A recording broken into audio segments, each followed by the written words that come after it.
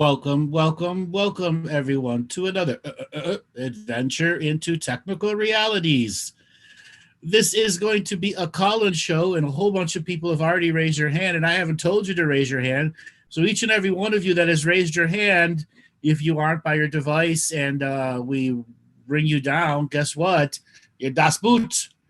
We ask everyone to be listening to the show.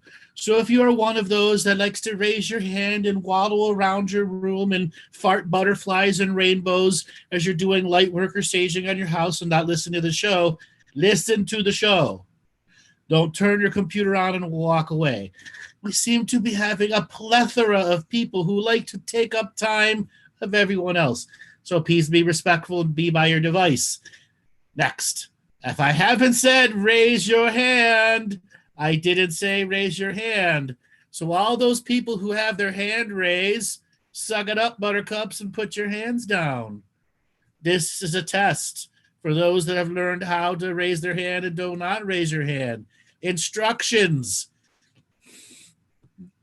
I have very little to talk about today because I have been working my little galactic historian butt to the bone. So I am looking for interesting people to talk about interesting stuff. I don't care what your fucking purpose is today. And if you ask me, I may not tell you. If you ask me for a galactic history reading, what's my past? I'm going to tell you it's about your present today because it's COVID, baby. What are you doing today to better yourself? What you did last lifetime to better yourself has no application in today's show. So if you are, where's my galactic history? Me, today's not the show. Tomorrow, we will be doing a show with Monty Dean Comedy, and if you want a session, Monty will be doing all the sessions. So why is Andrew being so aggressive in this? Because today's show is for people who want to go to the edge of their unknowingness and not repeat the old stuff over and over and over again. And I know we've had a whole bunch of new people come to the show going, what's going on? I want to get in. How do I raise my hand? Pick me, please. I don't do the picking process. Robert, my producer, does the picking process. So every one of you who right now is private messaging me, stop private messaging me. I don't do the pick. Stop private messaging Robert. He has a mystical way of doing it. Now, people have noticed over the last couple of weeks that I've had to change my little name at the top because some people have become abusive with their private messaging. If you continue to do that, I'm going to boot you out of the room. I can't read your 7 paragraphs of your fucking life story begging for a reading while I'm doing somebody else's stuff. Okay? Put your comments in there. Please be respectful. I can't read every question. And some people are sending me 200 to 300 private messages per show. That's excessive. That's obsessive. Please stop. Now, for all of you who aren't doing that, going, what's going on here? Yeah, that's a bit much. I am a single human being. I am a multidimensional, multifunctional being, but it gets a point where what you guys want, I give you just about every Thursday. Every Tuesday we have a show. We have call-ins all the time, 8 times per month. Be patient.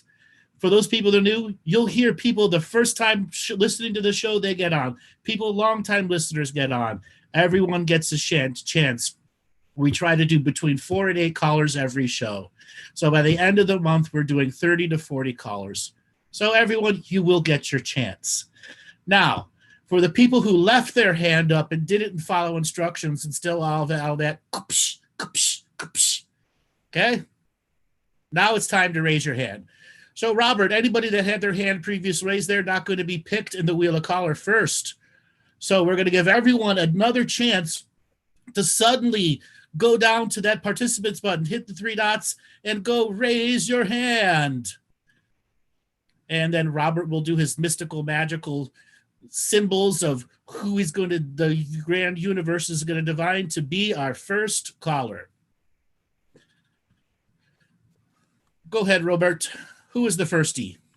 I'm trying to find my microphone after all that laughing. That was an excellent opening, Andrew. You're welcome. I worked on it for a whole 3 seconds. I could tell. Cynthia, Lawrence, you are getting an unmute signal. Lawrence, are you there? Yes, I am. Oh my God, Hello. You made it. How are you doing today? I'm doing wonderful, thank you. And I agree. I was laughing. So I I don't have a big topic to talk about. Well, first, where are you calling from? The big island of Hawaii. Ooh, how long you been on Hawaii? A year and a half. You like it there? Love it here. What made you love it? The earth is so alive here. It's one of the power spots. Oh, I was looking up online. Somebody wrote this thing about vile vortices in Hawaii, right? So these power spots across the earth. So I was attracted because it's so alive. Biovortices. It sounds like light worker word salad. They just looked at the you got you to snort too. They looked at the thesaurus and go, this will light workers will connect with biovortices. I like power spot better. Just call it sacred spot, damn it. Yes. Power spot, exactly. Yes. So you don't have anything to talk about whatsoever, huh? I raised my hand and I am completely, I'm grateful. I just wanted to tell you that I'm grateful for you and grateful for this work. I don't have, we had a private session about a month ago, didn't we? I did have a private session with you. Today, actually, I took action. I've been taking action, but I took bigger action today. I started a little snippet, a video of what I'm going to put online. So I feel like you prompted that, and I also said yes to a date because you challenged me on that. I know. Wow. I know. So that was kind of exciting. Not that I was. You need to be owning your own retreat center, not doing it for others. That's right. That's right. I hope you have a beautiful day. It's good to connect with you. Well, thank you so much for calling in and being our first caller. Absolutely. Oh, and I told you that I had found you in my dreams before. I didn't tell you where you were in my dream when I found you in the dream world. You were at a retreat center, kind of like this fancy outdoor setting at a table, sitting by yourself. So you were there in some place of beauty. Well, I must have been doing some writing if I was sitting by myself. Okay, have a lovely day. You too. Well, I was writing, what am I going to do my next opening? Yes. Okay. Bye-bye. All right. Thank you so much for calling in. All right. Let's spin up the wheel of callers and see who is next. Okay. Rolly.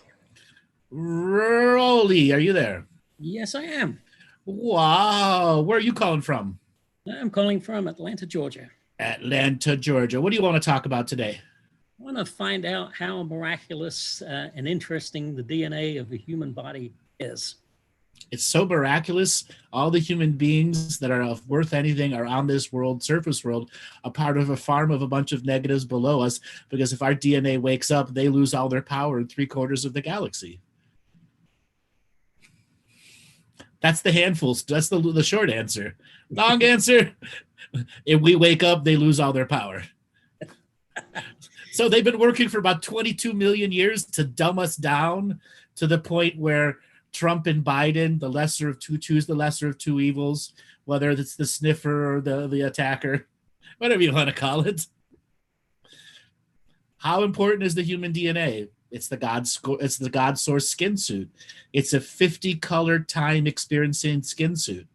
That means the vast majority of other skin suits out there, they experience 2, 3, maybe 4 colors of time. That means we can experience 50 at one moment, meaning our experiences are vastly richer when we begin to incarnate world to world to world to world. It's like having an old computer that had like a 40K hard drive versus a 4 trillion gig hard drive. We can encode that much more out of an experience, learn that much more out of experience at the unseen levels, beyond what our eyes and ears and 5 senses can perceive. That's how important it is.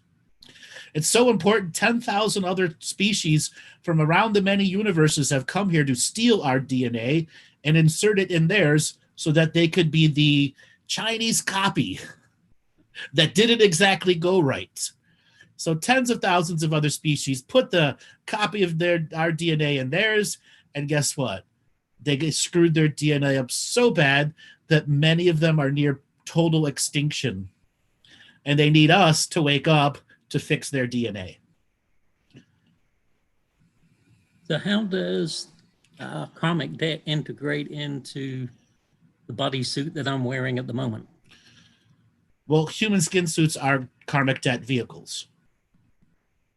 Okay, so pretty much I have a couple of 100,000 million, whatever, karmic lessons from all prior ancestors. No, not necessarily. So when you're born, your mother and father, their mother and father, and their mother and father before them have had the last 7 generations of accounts. Those are the primary debts to be resolved for the I am. Now, there are other times where a debt or an action from 20, 30, 50 lifetimes ago overwrites the last 7 generations. And that's a lineage that's carrying intensified karma that's so unresolved that it's asking the living beings of the now generation to step up in a shamanic magical formula to begin to stop the procreation of karma that is like a debt that can never be paid. It's constantly having compounding interest, kind of like a Shylock. You can never pay the debt off. And that is a curse, such as child abuse, extreme narcissism, overly controlling religious parents who only say this is the only way. And all the cultures have that. So their DNA skin suits are karmic debt vehicles, but the Great Awakening is to literally remove karmic debt and karmic debt vehicles as a universal law so it can no longer be abused.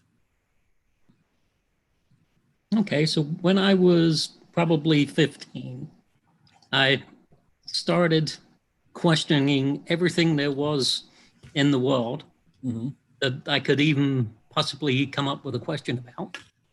One of them was about making repetitious problems that appeared to be from my parents and possibly their parents. Now, was that a beginning of an awakening, or was that? Absolutely. Absolutely. You just didn't have the language that we have today. Yeah, because I thought it was kind of like a rebellion. No, it was an awareness that sparked a bit of a rebellion in you. Mm-hmm. So there was a couple of other things that happened in my life that, like when I was 30, major event happened. I had a birth of a daughter, kind of, traumatic relationship with her mother. But realistically, that was another major turn into figuring out what the hell was going on. Mm-hmm. And I'd say I got more serious about studying at that point. Mm-hmm. What year was that? That would have been 1990. 1990. Very unique time for a lot of people. The internet was on its way. Mm-hmm. I started off with books and kind of migrated into the internet a little bit. Mm-hmm. There was stuff that I didn't want to touch, didn't want to go near. Mm-hmm. And eventually, somehow, I got hold of someone on the internet, David Icke, kind of turned on a light bulb. And then I kind of graduated from that class and kind of kept on going from there. And, I was just looking at this in terms of DNA memory. Am I actually overwriting DNA by doing this? No, you're always adding to it. You can't overwrite DNA memory. There are some technologies that can take DNA rungs out, but as my cosmology, 80% of all DNA is memory, and the other 20% are programs of how that memory is uncoded during unique experiences that are pre-programmed to happen in an era of history. So you can add to the experience. It's a matter of, can the I am go on later and separate the metadata from the data and the subtle data from the lateral data versus the actual data recorded from the 5 senses, and understand that there's a 6th, 7th, and 8th sense of awareness of determining how that data is processed. And then the human DNA skin suit can also experience 50 colors of time beyond the 5 senses. So there's a whole unseen world that's a part of the experience too. So you're not overwriting data. You're just adding lateral levels of expression and experiences to it. So I have a grandson that's due in probably 2 weeks. Mm-hmm. And I was thinking about him in particular, just in what kind of hand-me-down stuff did he end up with? COVID. Yeah, but COVID can be... COVID has completely changed the rules for a lot of kids. Yep. Okay. From an infinite fetus planning in the womb standpoint, 1 degree of separation, which I talk about frequency, is how fetuses plan their lives. Trying to always get your soul family members and spiritual contract holders within 1 degree of separation of you. So your sense of awareness can go, I have a chemistry or something's there. And the next thing you know, you cross eyes, become friends. Your kid's 3rd grade teacher, his first love, all that's trying to get in the blueprint of synchronicities. And COVID, believe it or not, is actually making it easier for certain types of brand new souls who have done, brand new is not the thing, new thinking souls who have done the wheel of incarnation, everything from the king to the pauper and everything in between, how to use COVID in 1 degree of separation to plan a uniquely fast, extremely high learning life in which the system can't predict anything about them. Okay, so let's going back to a comment that you made that there was 40 trillion souls that were locked out of the matrix grid. Yes. And they were able to come back in. So we've got a COVID that has a consciousness so that they can complete their so they can have an experience, maybe not human DNA skin suit experience, but an experience nonetheless. Mm-hmm. Right. And then they move on to getting their life review. As a experience-based being in the reality of the awakening, yes. Yeah. So realistically, COVID has a little bit of consciousness, and it has lots of consciousness in it. 70 trillion consciousness is in it. Okay. So realistically, there's some people that need to be shown the whole grid system, yes, the controlled domination system, so they have a near-death experience and miraculously revive themselves in the hospital or wherever they are, and or the COVID itself sacrifices itself for that being to live. Mm-hmm. That's happening a lot. Yeah, because the COVID virus, I know so many people have their own charge and polarity. I don't give a shit what they think. Okay. I have my own view on it, and you're never going to change me because I look at the Akashic records. I understand what I see. You don't. Okay. If you get see exactly what I'd see, you'd understand that this is a karmic resolution virus. And those 70 trillion souls who got locked out in the time travel wars 31 million years ago finally got a doorway in to have an experience, even if it is as a COVID cell. And many of them are giving up their COVID life so that person lives. Then that person has a life review, that COVID has a life review in which they sacrifice their own thing, and then they get through the system as an awakened being, separate of our awakening. Wow. So it's kind of the gift that keeps on giving. As I say, COVID is the gift that keeps on living. Understand it from a karmic resolution standpoint. And then how does this play in with blood types, like the rhesus negative blood groups? So COVID is race specific. So as humanity has been blending lineages over and over and over again, there are certain markers in the DNA that determine how far from an original copy you were from 10,000 or 16,000 years ago. Because between 10 and 16,000 years ago is where they wanted to limit, they only wanted 135,000 different types of human skin suits. And in their models, it would take a very long time for them to commingle and mix and make new things.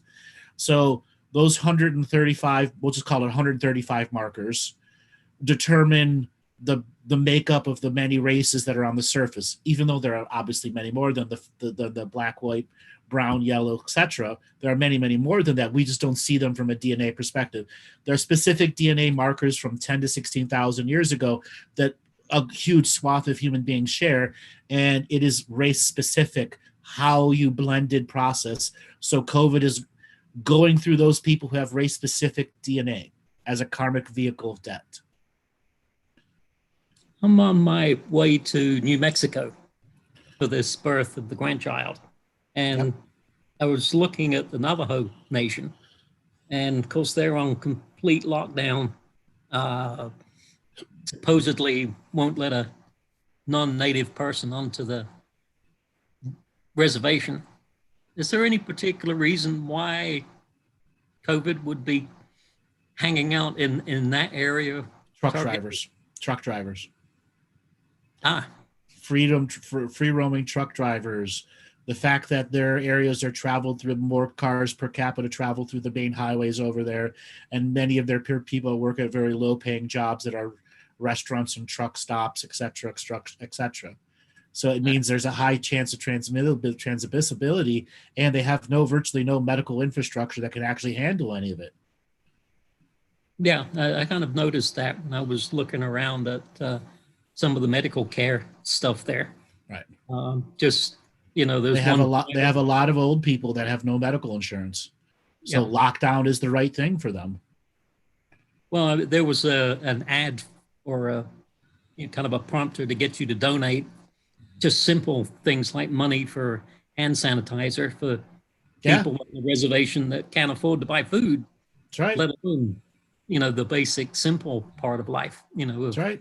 COVID life. Well, thanks a lot for calling in. You were really a fun caller. All right. Thank you, sir. So let's spin up the wheel of callers, Robert, and see who is next. Not sure if I'm going to try to pronounce this, but Raz Rishira. Raz Rishira, are you there? Going once. Going twice. Next. Can you hear me now? Ha! You made it. How you doing, Raz? Good. Give me a second. Let me enlarge. Now I can see perfectly well. Okay. Where are you calling from today? I'm calling from Mauritius. I managed to make it. Oh, the Mauritius. Isn't there some kind of big oil leak going on there now? Yes, everyone seems to know about it. Even Jim Guy told me about it, and now the Galactic Historian knows about it, and I don't know about it. I saw it on Zero Edge. Yeah. My God, I managed to make it. The first time I didn't change my name to my real name, and I got picked. Anyway, it's an honor to be here. Really, it's an honor, and I recently got to find you guys entirely. Has it exactly been an awakening for me? More like a gradual change of perception, awareness of sort. How long have you been listening for? I've been listening to your content at the very start of this year, so it's been 8 months. Yes. 6 hours a day almost, playing video games, listening to you all day long. First time I heard you, I'm like, what the hell is this guy talking about? With the I am and the everything. But I've been listening to it incessantly now. And how much time do I have? About 15 minutes. Yeah, you have 15 minutes. Approximately 15 minutes. All right, yeah. So what do I get to ask right now? Well, let me ask you a question. You can actually ask anything other than what your purpose is and a Galactic History reading. No. The rest of the universe of questions is open to you. No. I've been through your content enough for me to understand that will be too much of a cheating question. So yeah, ask me whatever you want. So in the 8 months that you've been listening, 6 hours a day, what is it that you're getting out of it? The essence of it. The essence of it is the fundamental how everything works. And one of the major things I wanted to know was the definition of karma. Why are we here? Quite, again, pertinent. But how things work, souls and everything. I mean, just very recently, thank you for the whole orchestra of consciousness thing. You gave us like a fine-tuned sort of perspective of how how do we call that? Your guides, thing. Yes. Yeah. For anyone that has not listened to the Orchestra of Consciousness episodes with Martina, you need to go back and listen to it. This is about negative entities and guides, and we use a metaphor like a headhunter or a agency that a work agency that finds people, you know, to do work for you. Highly recommend you go and listen to that show. Yeah, I got a copybook right next to me right now because first time I had to listen to the whole thing before I can get like an understanding of what's going on, because your content is so different from everyone else. Like, you know, I've been through the Move On Idiots. I've been through Wilcock and his massive head. I've been through Bradley Johnson and God knows who. And then I found Galactic Historian from T.L. Swan. And the first thing you said was, men have a cycle. I'm like, what the hell? Yes, men have a period. Men have a period. Men have a cycle. I'm like, let me look up this guy. It's like Galactic Historian. Oh, you pretentious. Oh. After that, it was 6 months of you. Wow, what, and so on. So I got a copybook right now, and I'm writing episode by episode, Galactic History. So I still got like 14 episodes to go. Everything from start to finish, the timeline, and I want to get it done. And I've also been pairing your teachings with my understanding from a Vedic perspective, because I was born from a Hindu family. Sorry, a lot of them connect to the Vedic perspective, don't they? Yes, especially the fire ritual part. You know, I end up telling my mother, you're supposed to talk to it, then throw it into the fire, you know, don't just gloat it. Because my mother just got the book out and started. I'm like, hey, if we get the ghee alongside the prayer, then we can get like 5 sessions of prayer next time we use the ghee, the 6th time we use the ghee. You get what I'm saying? Yeah, I totally understand it. Yeah. Yeah. And my mother was looking at me like, what the hell is he gloating about? You know, ever since he came back from New Zealand, he's been gloating incessantly about these things. So yeah, lots of changes happen, and your teachings have been implementing it slowly. My major problem, this current I am problem that I have, is I got a massive porn addiction. Recovering. You got a porn addiction? Massive. What video game do you play 6 hours a day? I don't play video games much these days. I right now I'm on a Stargate binge, and I got a MMO on the side that I just keep, you know, just keep it going on. Okay. It's an MMORPG. So my first piece of advice for you, when it comes to a porn addiction, you can say no, but yes, you're driven to say yes.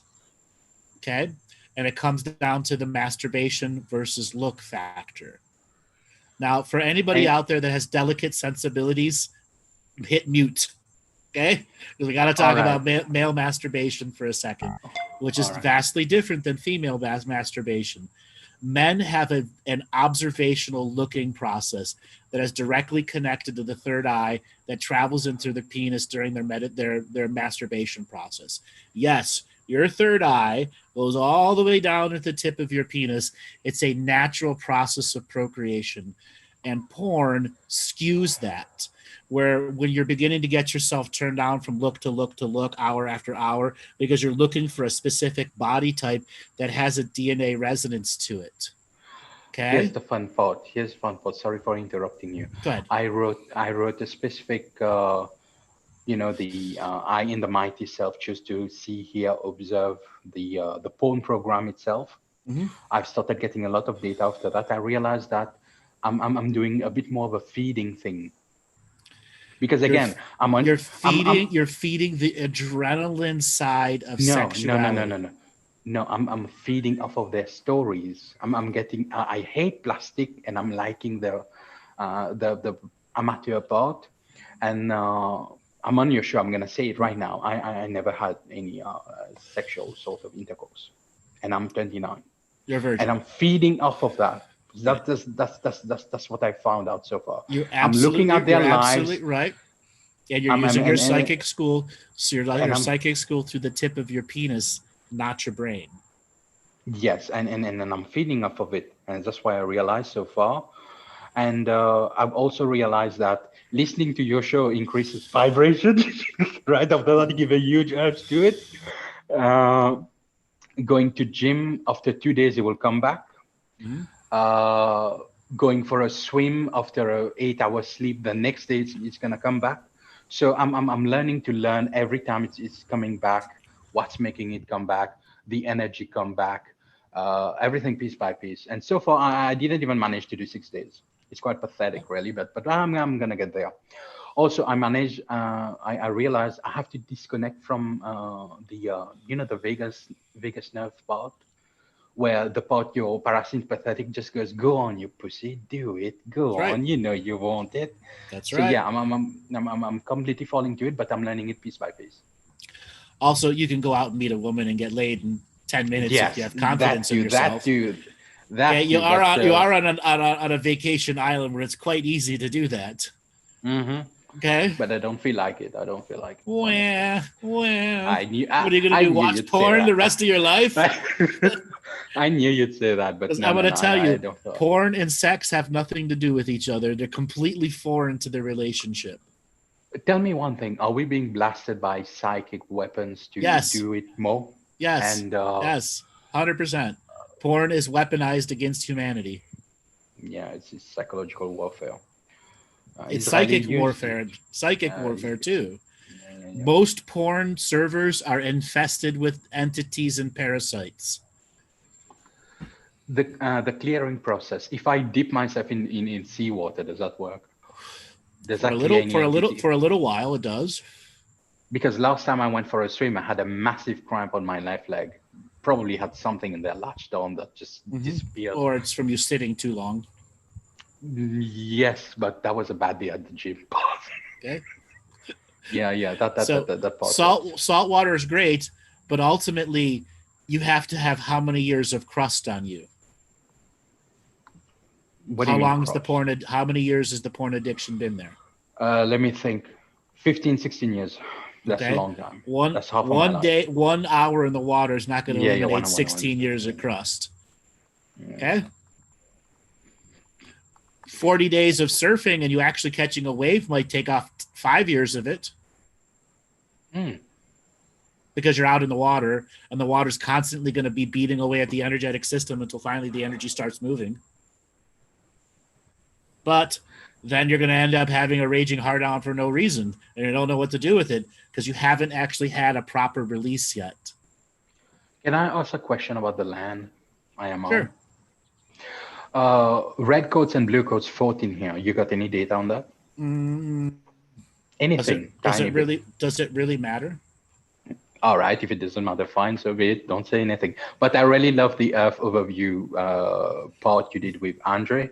You know, about the East Asia and all that. I really, really, really love that. So those islands have been fought over long before the red coats and blue coats. We have pyramids, small ones. I know you do. And people have been fighting over those pyramids for a long time too. What's their purpose? Is it the reinforced grid? So the pyramids in Mauritius are very special places. They're places where extremely high energy craft can come in and rapidly recharge. So let's say you have a super battleship that's defending Earth. It can land just above the pyramids and rapidly recharge its entire system and repair itself and then go back up and fight again. Wow. Okay. You know, 7 small pyramids. That Bosnian guy found it, the Bosnian pyramid guy. Yep.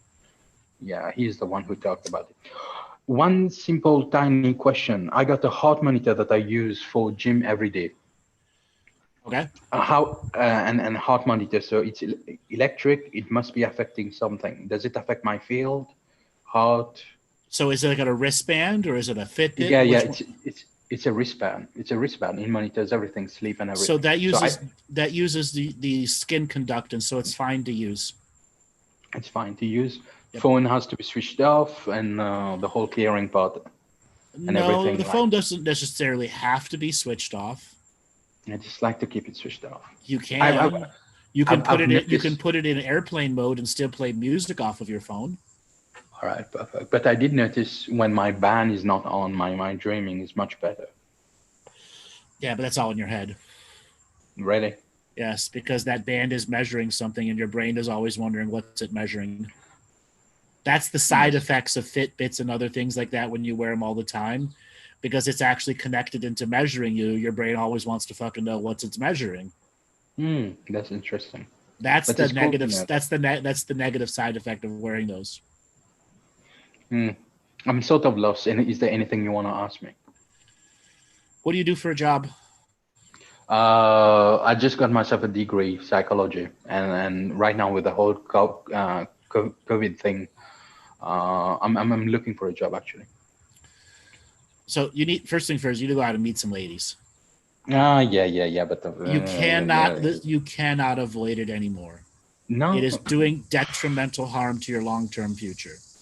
Real humans. Your long-term future is at stake here.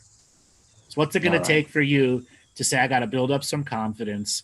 I need to start talking, I need expressing, and I need to go have this experience and stop being afraid of women. I'm not afraid of them. Yes, you are. Stop lying. You are. You're 29 and you're a virgin. You're afraid. Nah, it's not the afraid part. It's Yes, it the is. liking part. I'm the psychic, and I'm telling you, you're fucking afraid, and you're lying to yourself if you say anything else. It's like Fox News propaganda in you. Is there a part of you right now in the record reading it? Oh, yeah. Sorry about that. What did you say? I couldn't hear you. No. I'm just wondering, is that part of you in the record reading it right now? Uh-huh. Oh my God, that's the problem with the Galactic Historian. You can't lie to him. Anyway, yeah. I know I have to do that. Okay. You've got a lot of propaganda and you believe about yourself, you believe. Oh, yeah, lots of it. I'm very, very polarized, and I'm just starting to work on those because I just found your content like a month ago. Okay. Especially the propaganda about women. My God, there must be some psychic stuff out there. Yeah. Because there's a lot of animosity between gender these days. Lots of it. Yes, but a lot of that also comes from your culture that you don't realize how it subtly programmed you against women. Yeah. It did. It didn't necessarily program me against them, but it did stave me off of them for a while. Because the whole dating it's still doing it. It's still doing it. It's a lot more. Yeah. Okay. And that's sort of a problem. Yeah, lots to fix. No, it's not a lot to fix. It's one subject matter to fix, and then you process it. Because I'm going to tell you, you're going to have your first sexual experience. You're going to be like, that's it? Really? Yeah. And I had such a giant fucking myth about it. And then you got to learn to get good at it, like a sport. And that's the hard part. Okay? I'll have to win gold medals. No, not at all. It's called confidence. Okay? Right. It's called confidence. The hardest thing both men and women have to do, find confidence in yourself so that your sexual side isn't repressed. Your sexual energy is your creative energy too. Okay? You don't need to get a gold medal in pussy slaying. I know there's some women out there going, what did he just say? Okay? You're going to learn how to be nurturing, how to be loving, and how to accept love back. That's an integral part of sexuality, which most men fail at miserably their first 10 to 12 times. Because you're so focused on the actual penetration part. Yeah, I was about to say that there's a chemical side and a non-chemical side. Right.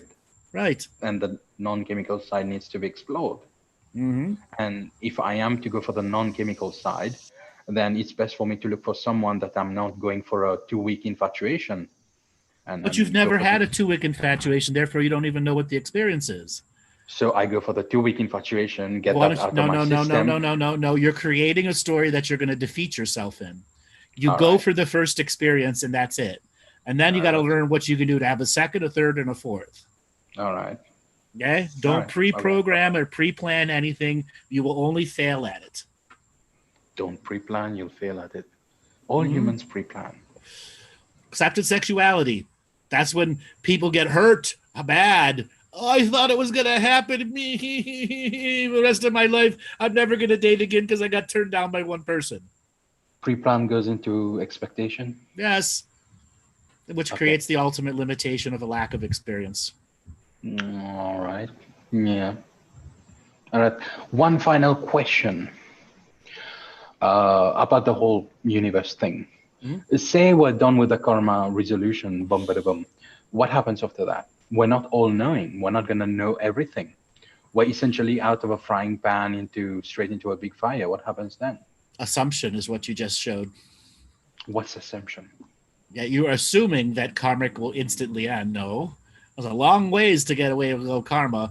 And on the journey of letting go to karmas, all these other healing factors that have to go so that you can let go of deeper and deeper and deeper karmas until there comes a tipping point where the karmas that are let go and the karmic debt vehicles that are erased because humans are choosing, there's a new form of awareness that comes into human that allows them to see karma as a forgivable in the future, which then allows them the options of connecting past, present, and future simultaneously without the massive breakdown in unawareness. That's so complicated. It will take a few times of watching this to understand this. Yes, it will. All right. Yeah, I'm pretty much done. You can just get the next guy. All right. Thank Thanks you a very lot. much. Thanks a lot for calling in. Thank you very much. All right, Robert, let's spin up the wheel of callers and see who's next. Tunde getting a signal to unmute. Tunde, are you there? Going once. Hi, Going- Andrew. Hello. Hi. How you doing? Thank you very much. Glad to meet you. Glad Great. to know you. Where are you calling from? Romania. Romania. Welcome to the show. What did Thank you think you. about? What did you think about we've been talking about on the show so far? Oh, well, it's a lot of information and heavy information, concentrate information. It's not easy. No, it isn't. So, what did you want to talk about today? Well, I don't know if you could help me. Well, what's Probably. wrong? What's wrong with you? What's wrong? Let's put the hood up and check your plugs and wires and your tires. Okay, I'm procrastinating. I don't really want to live my life. I don't know, but it seems like it's better to just wait. Sounds awful self-defeating. I don't have. I really don't have a future image. I never did. Again, sounds very self-defeating. Yes. Well, I changed a lot, but I still don't know. I mean, I hope my life has a purpose, but Sounds like you're smoking a lot of hopium. yes, I'm addict, probably. Okay. How can you put the hopium pipe down? Well, I try to be more realistic. Okay, that's self-defeating in its own way because you have to face a reality that you've been self-defeating for a long time. Yes, that's which reality. makes you go back to the hopium pipe over and over again, the vicious cycle, facing reality versus sucking on the hopium pipe. Well, I try to love myself and accept myself as I am, first place. How did that work out? It's good. I mean, it's okay because everyone has an expectation, or I have an expectation of what should I do better or more, and I just say, no, I'm just accepting myself. It's very good. It's very easy. Which then puts you back to smoking the hopium pipe.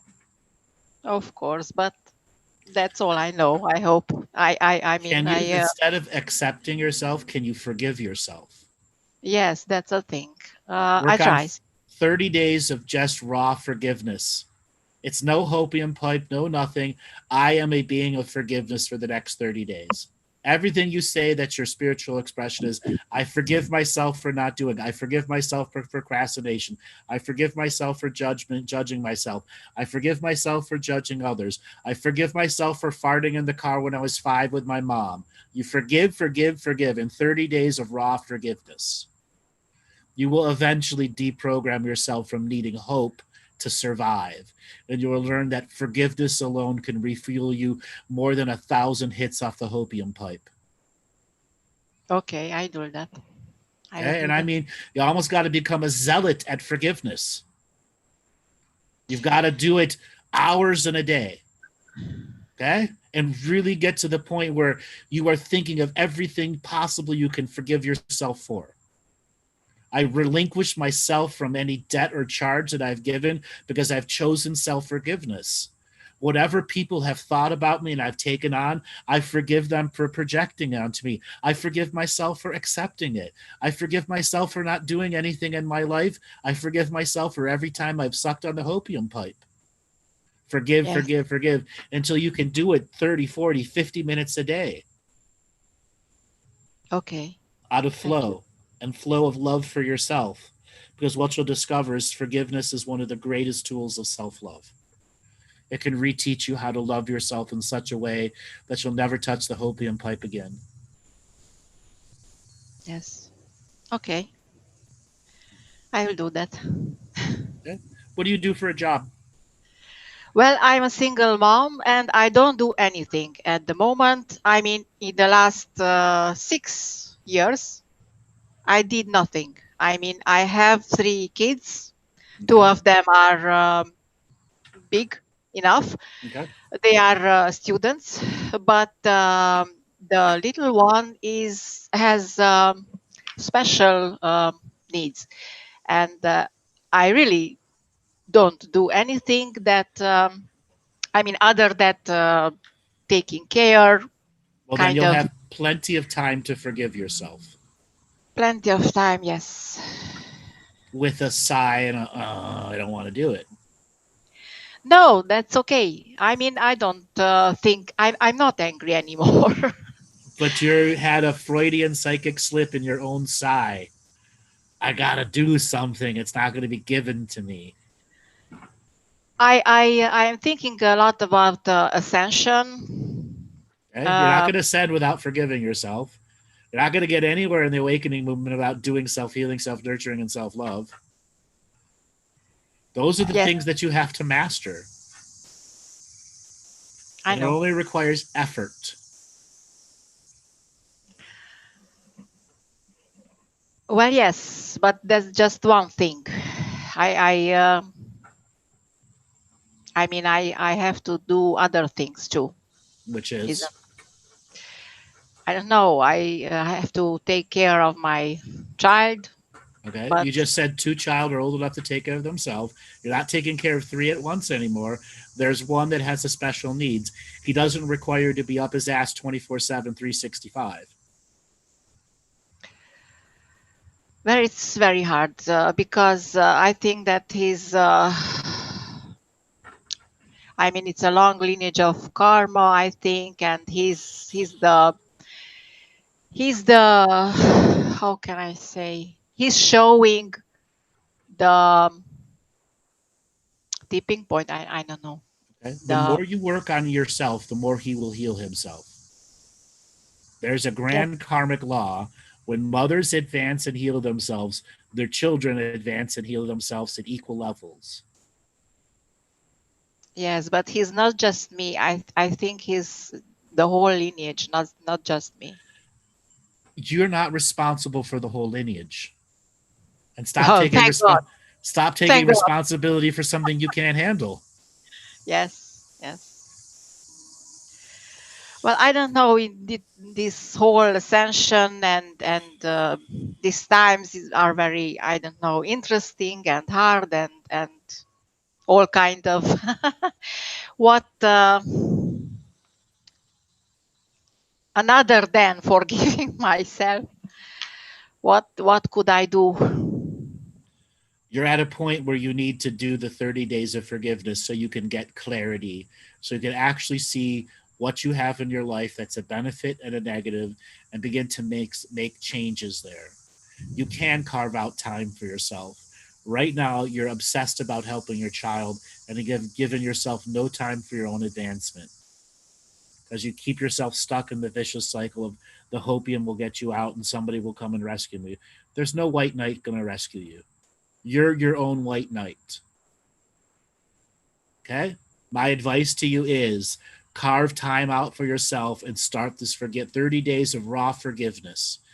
Okay? You got to do it an hour to 2 hours a day.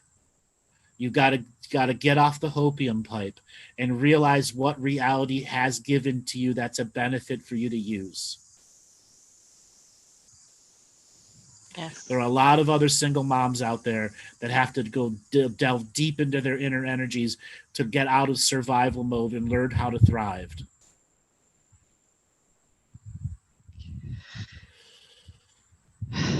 Yeah. Okay. Okay. It is simple. It just seems hard because the hopium pipe has always been the easy way out for you. Hope this will happen. Hope that will happen. Hope this will happen. And then hope never comes. After a while, hope turns toxic. It turned You're at a point where all this hope is toxic against you. Therefore, start forgiving yourself and clearing out the energy that's created that toxicity in your life. Yes. And you'll have enough clarity to figure out what to do that'll give you benefit as a human being and a mother.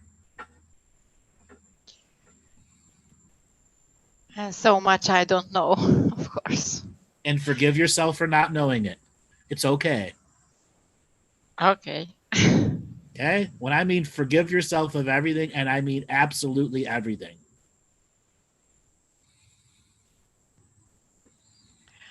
Well, I thought I did that, but I'm still...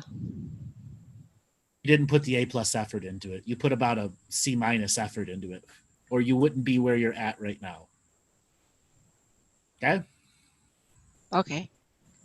True self-forgiveness, where you learn to accept it in the moment that you're saying it, means there's a lot of repetition so you can hear yourself say it over and over and over again, so you can be deeper to programming yourself of the projections you put on yourself. It's like I can hear and feel everybody else's assumptions, and it's hard because if it was just me, it was easier. But it's like I hear everyone. Yep. Stop listening. Yes. Can you stop listening to those whispers and those projections? They're only there to take you away from yourself. How can I do that? Just tell them to fuck off. I don't want to hear you. Nah, I'm forgiving of listening to that. Okay? Part of your psychic skills is tuned into every mouse fart from the neighbors next door. Yes. So why do you need to hear the mouse fart next door? I don't. You don't. But some reason it's become important in you. That's because you've smoked so much hopium. Okay. Okay?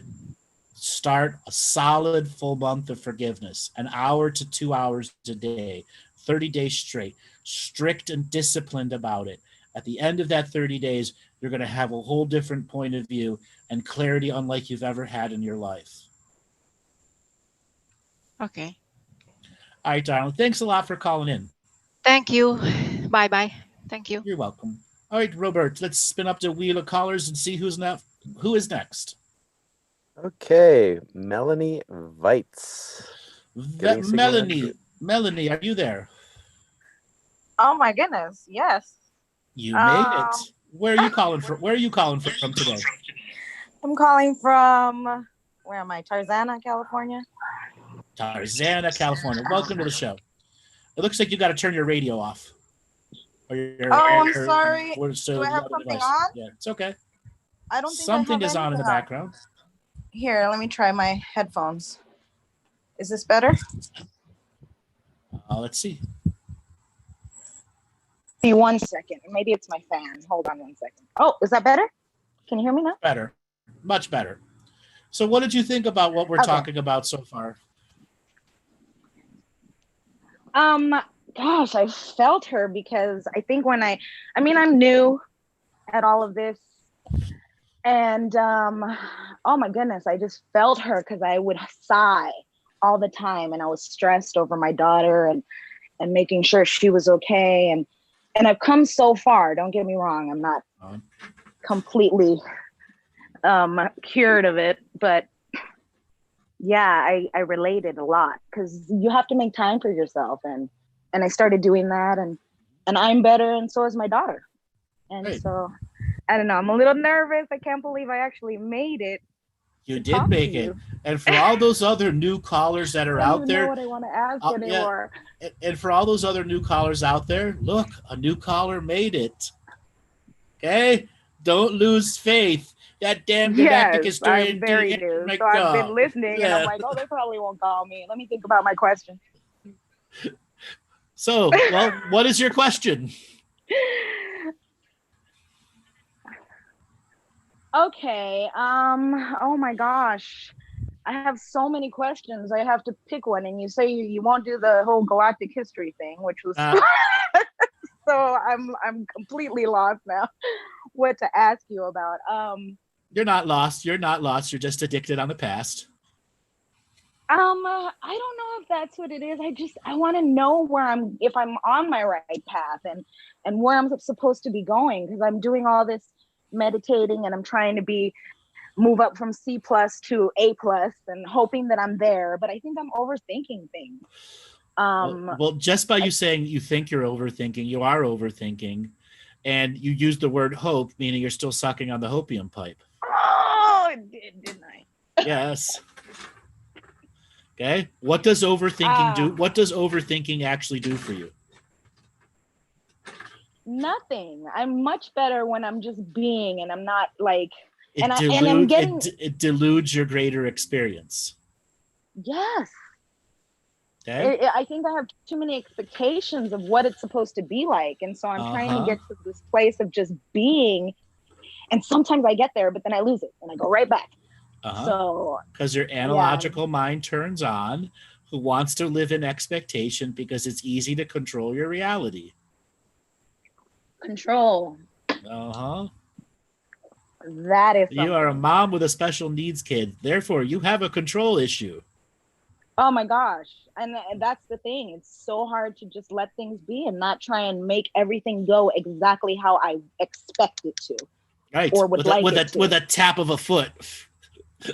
Okay.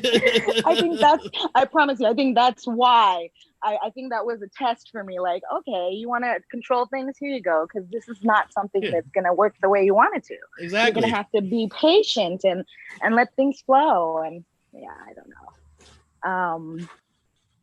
So a question, right? I'm supposed to have a specific question about myself. I can just tune into you and get to the questions you don't want to ask. Okay. Are you in a relationship? I am not. When's the last time you've been in one? I just left a relationship. How long ago? I was in a relationship in November and I left, which was terrifying, but amazing at the same time because I was brave. So how was something terrifying and amazing?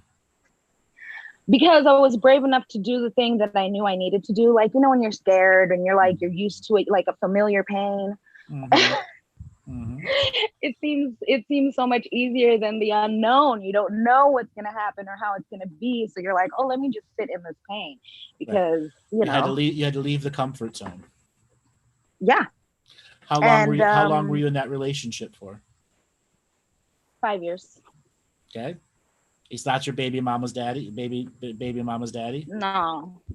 Okay, no. Where's baby mama's daddy?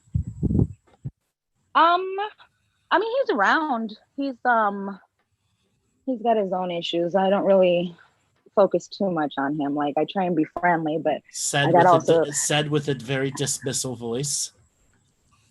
Well, because when I'm too friendly, it seems like how can I put it? It starts like latching a little bit, like, oh, you're being friendly.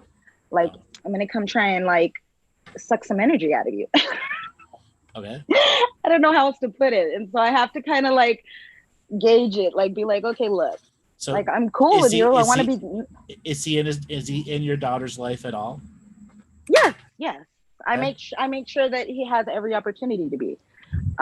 You know, it's really up to him, and he does as much as he can. You know, he's not perfect. Okay. But she loves him, and that's what matters. This last relationship, what was so bad about it? He was very controlling. Okay. And jealous, and I was constantly being questioned and accused of things that I wasn't doing. And so, you know, for a while it was like, okay, well, maybe if I show him that I'm trustworthy, and then it just kept going. Which was your counter self-control? Counter self-control? Yes, it was a way of controlling yourself in such a way to be submissive.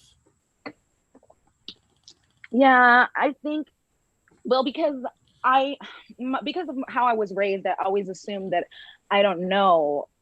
I was never given like certain cues on how to act, because like I had a mother who was schizophrenic, and so that's who raised me. So based on that, I always feel like I'm different than most people, because most people had a parent who was like sane and could like be like, this is how you act in proper society. And so I've always had this idea, which I'm starting to realize, like, okay, stop thinking that. Like, I guess because I watched the Cosby Show and, you know, all those, you have this expectation of what people are supposed to be like when you live in insanity. And so I think I question myself, because I'm like, maybe he's right. Maybe I just need to be more like he's saying, because he came from a supposed normal family. So yeah, if he's that controlling, he didn't come from a normal family. Well, now I realize. Okay, so you were in this controlling relationship for 5 years, in which he regularly put you down and put you in a submissive point. You got the courage. You got out. That was in November. When are you going to start dating again? When are you going to get this asshole's frequency out of you? I'm not ready. I'm like trying to. I'm not ready. What are you waiting for? Hell to freeze over? I started all these things. Like I moved. I'm a legal secretary, so but I started going to school for hypnotherapy, which I'm almost done with. So I'm trying to like do all these things, and I'm like, do I have time to even focus? Like I've tried. I've gone on dating sites, but oh my god, dating sites don't count. Oh, well, what am I supposed to do during COVID? Like, should I just wander outside and you can't even see people right now? What did people do before the internet? I mean, when we could actually go out to bars and things, I mean, and like, or even anywhere in public, like, and meet people, I mean, it was a little different. Right now, it's like. You have truly lost all of your interpersonal social skills. If you can't even think of how to meet a person when everybody's stuck at home right now. And this goes for everyone out there. This is for beyond the internet. Stop with the fucking internet. Listen, everyone that hasn't had a date in 27 years. It's COVID. Everyone's home. If you can't meet a time when everyone's home and not drunk at the bars, this is the best time to meet people. You're just chicken shit right now.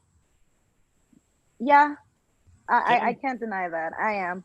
I'm scared to get to know somebody. I'm scared to like I don't even know what to talk about with people. You're availed to reveal. You're afraid of revealing how traumatized this guy has actually made you. You're so good. I got a skill here. Okay. It hit home so much you couldn't deny it. No, I can't. It's true. Exactly.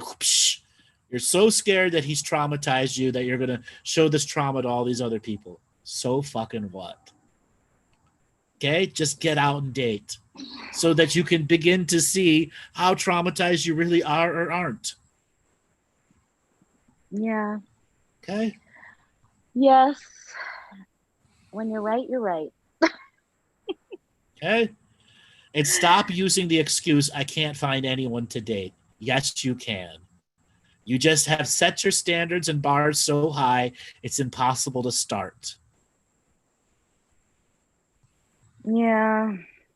Yeah. Okay? I do. I'm not saying high expectations. To lower the, and you don't have to lower the bar down to homeless man. Okay? No. Okay. Wasn't planning on doing that. All right. But no, I I hear you. I hear you. You can't start with Definitely. you can't start with CEO of great multi-billion-dollar corporation. Yes, it's really hard. It's hard to get past what I'm like red flags that'll be like, oh, wait a minute. Uh-huh. And then you come to expect the red flags and therefore do nothing.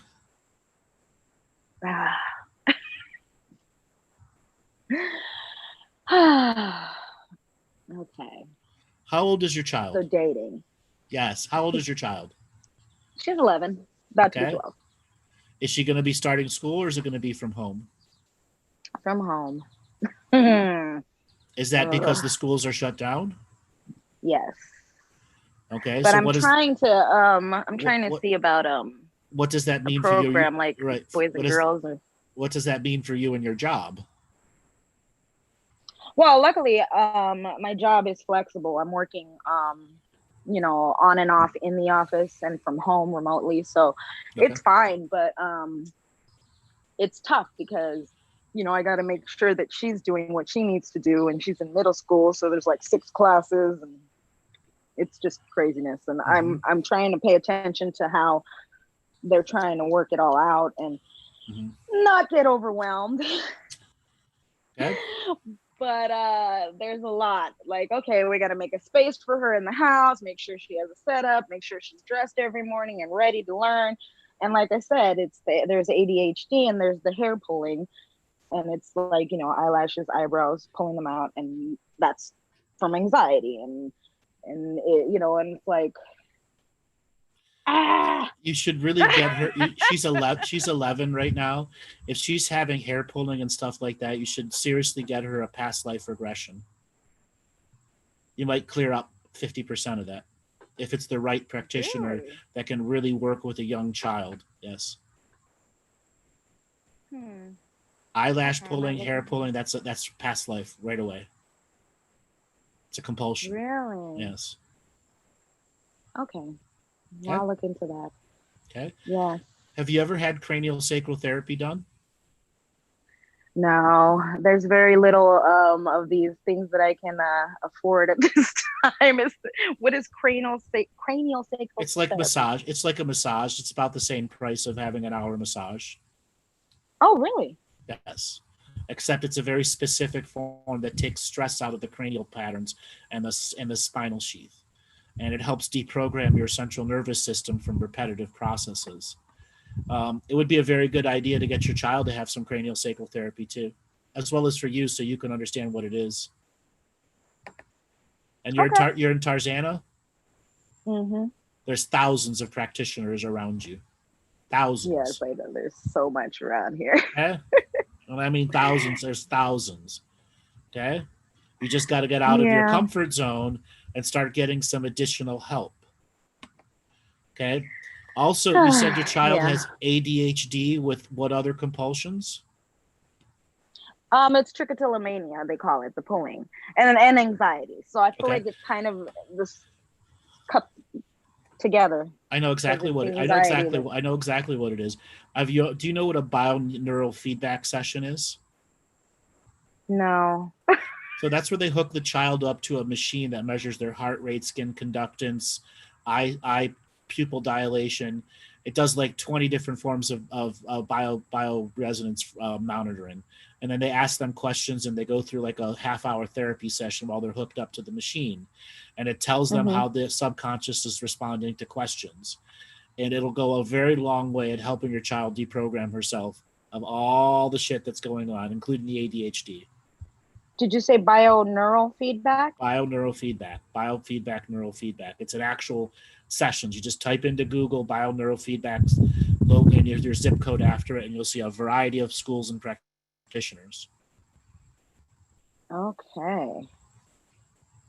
I'm gonna look it all up because we both need something. Right. Okay. What do you do for fun? Hold on. We're gonna go overtime. What do you do for fun that isn't spiritual?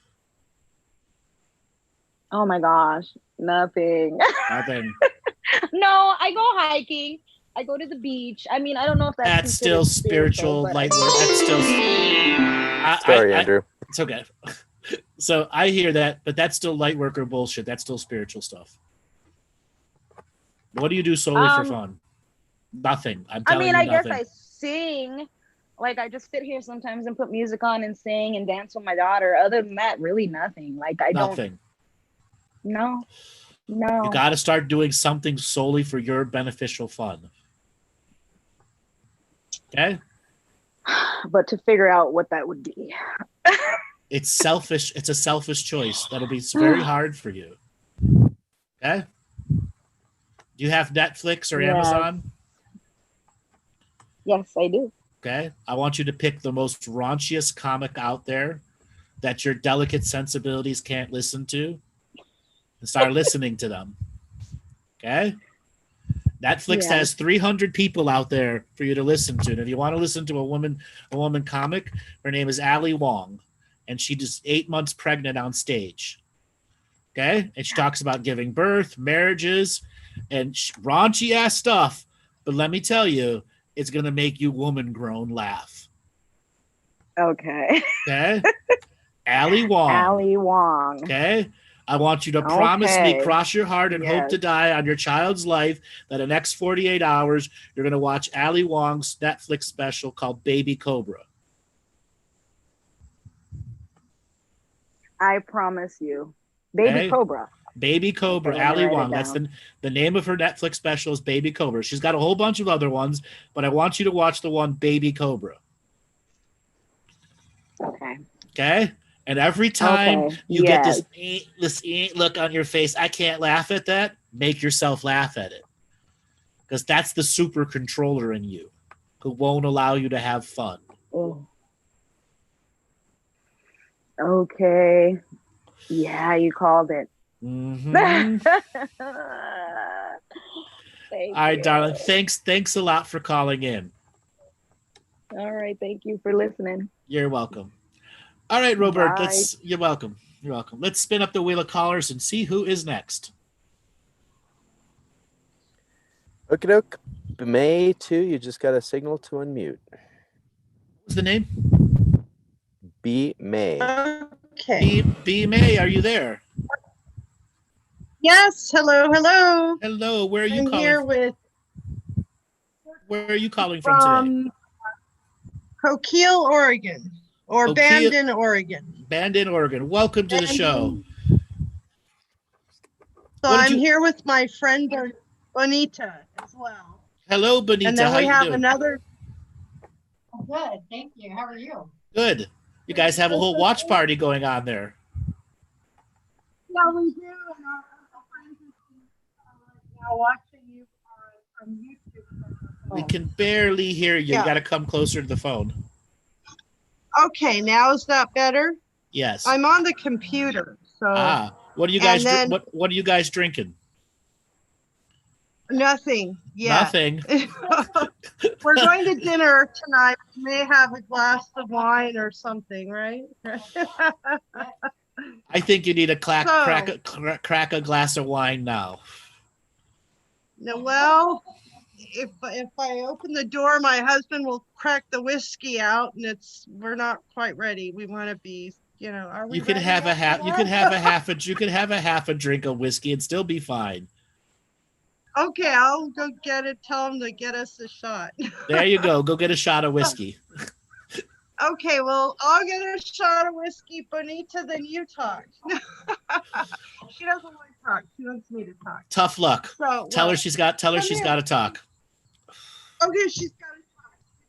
I'm talking. I'm here. I'll get the shot. Hello, Bonita. How you doing? I'm doing well. How are you? Good. How long you been listening to the show for? This is my second time. I'm with Bonnie, who's been indoctrinating me with you, and I can't wait to see. I can't believe I'm talking to you already. Okay. So what have you learned from today's show? I mean, has anything jumped out at you? Oh my gosh, everything. How to have fun and not just always try to be spiritual, but just have fun. I'm gonna have to figure out how to date here pretty soon. I just got a divorce after 42 years. So Damn. Yeah, you got to learn to date again.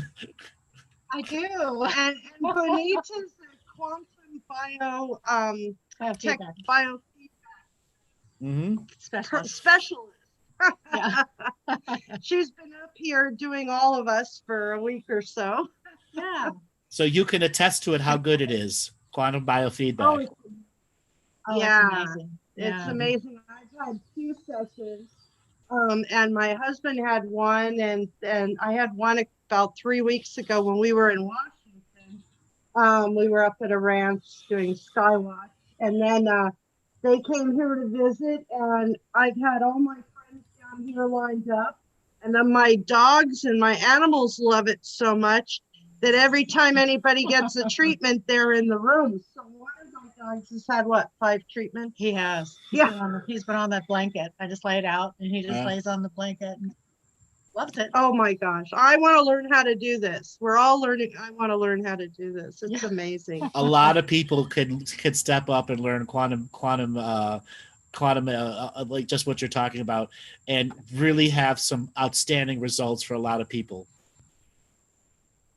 It's amazing. I mean, We can't hear you. You got to come closer to the computer.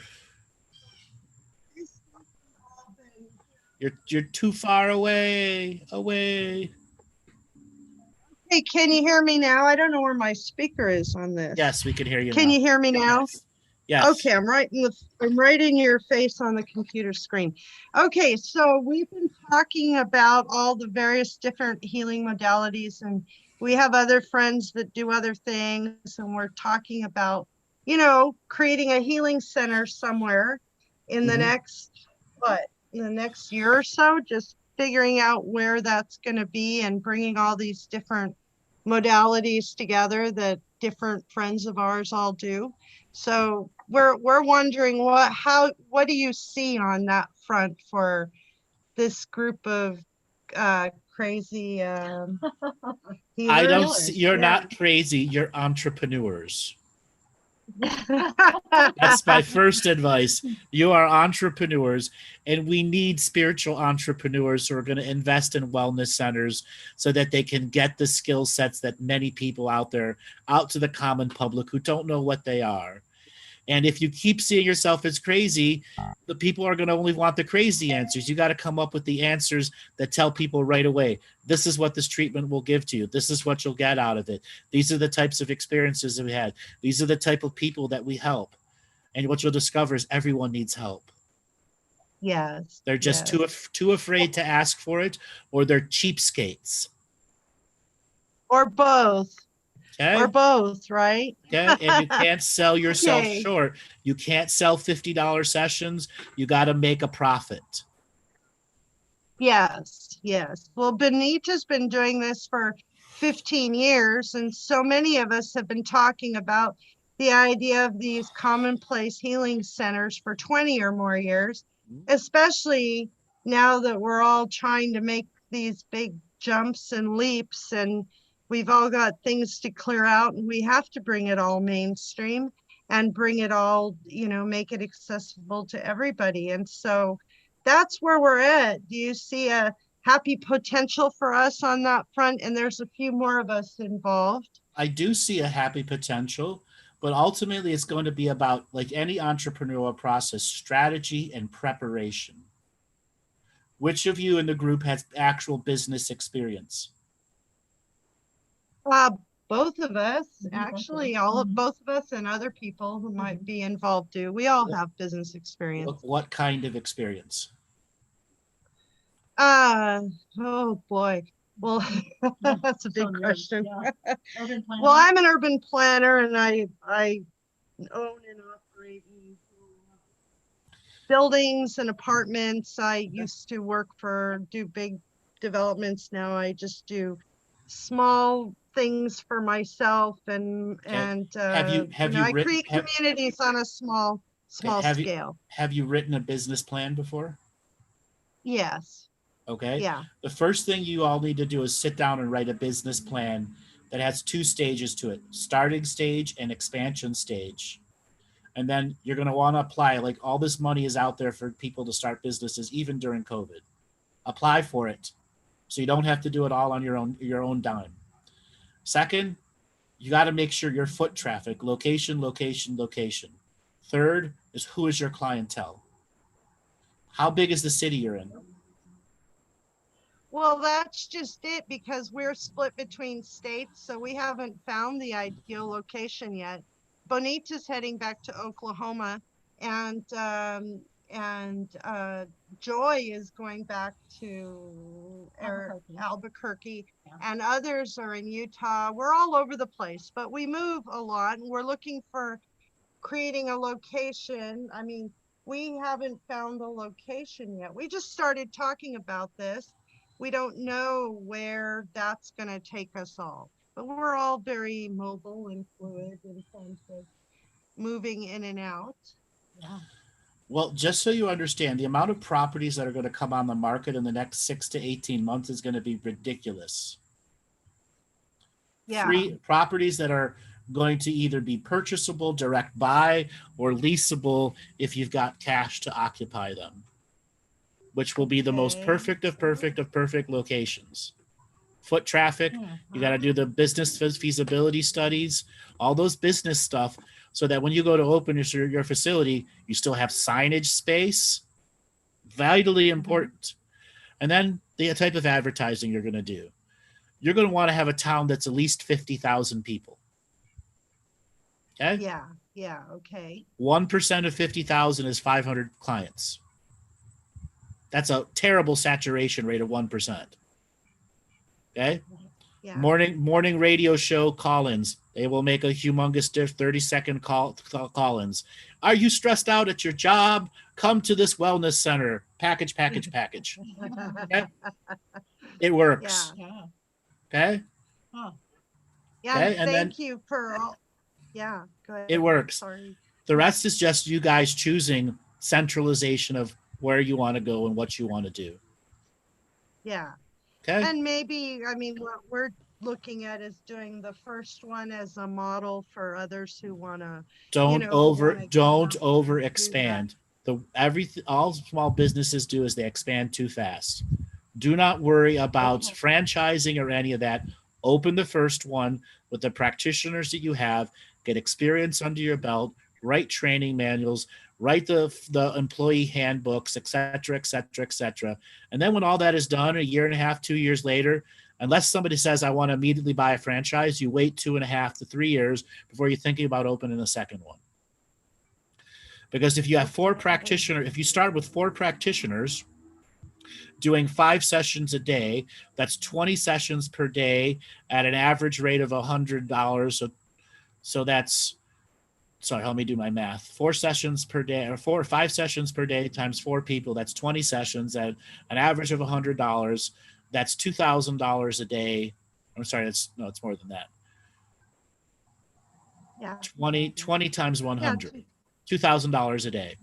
Okay? 2,000 a day. Yeah. Okay? 2,000 a day times 30 days, that's 60,000 a month. 60,000 a month times 10 months, because the rest is going to go into taxes, the 600,000 a year, split between the 4 practitioners. 32 to 37% in tax. Your first year, you'll be able to write off everything.